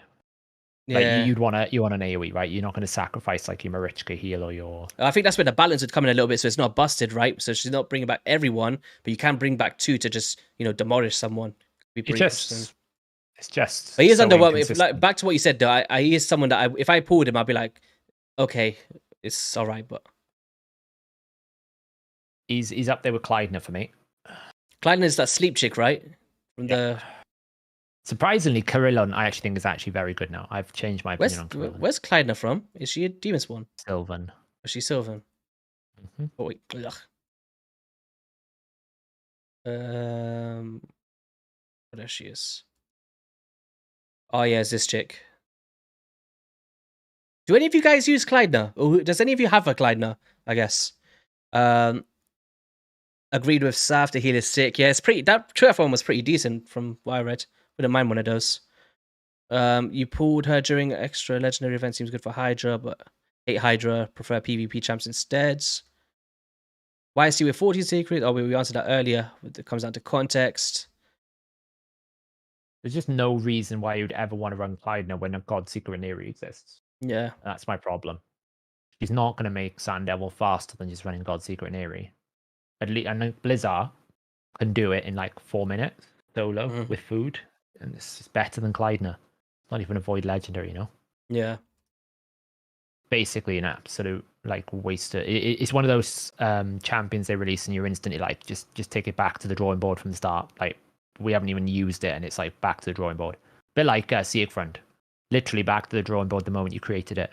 Such a bad, it was a cool concept, but just the moment you play test, you realize it's never going to work. You just take it back to the drawing board and rethink the way that it activates. Like, you created a mythical champion that we can never tell it to change form. That's already against the concept of a mythical champion. Like, if I want him to change form, if I want to stop him, I just have to one-shot him first, activate his passive, then kill him. Great. Awesome design.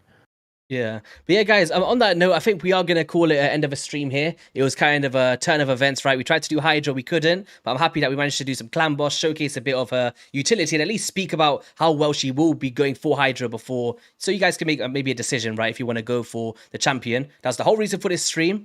I hope you guys have an amazing New Year's. This is going to be the last stream, and I've also put out my last video if you guys want to check it out for this year. So yeah, it's been amazing making content for you guys this year. I've already said my thank you video, and if you did miss out on the giveaway one, which is called literally thank you to the raid community, there's some giveaways in there that I'm going to be pulling early January. So definitely head in there so you don't miss out. Yeah, I'll see you guys soon. Have an amazing rest of your day. Saf, anything you want to say here to the people before we go? I guess. Don't drink too much. Don't drink too much. There we go, from the man himself. And yeah, we'll see you all on a video/stream in the New Year's. See ya. If we can get the transition, and boom.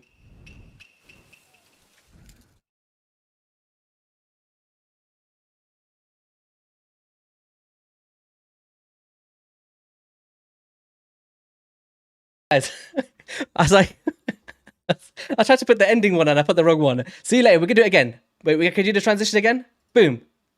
Wait. It's coming. Oh, just put the ending on. God damn it. See you later, guys.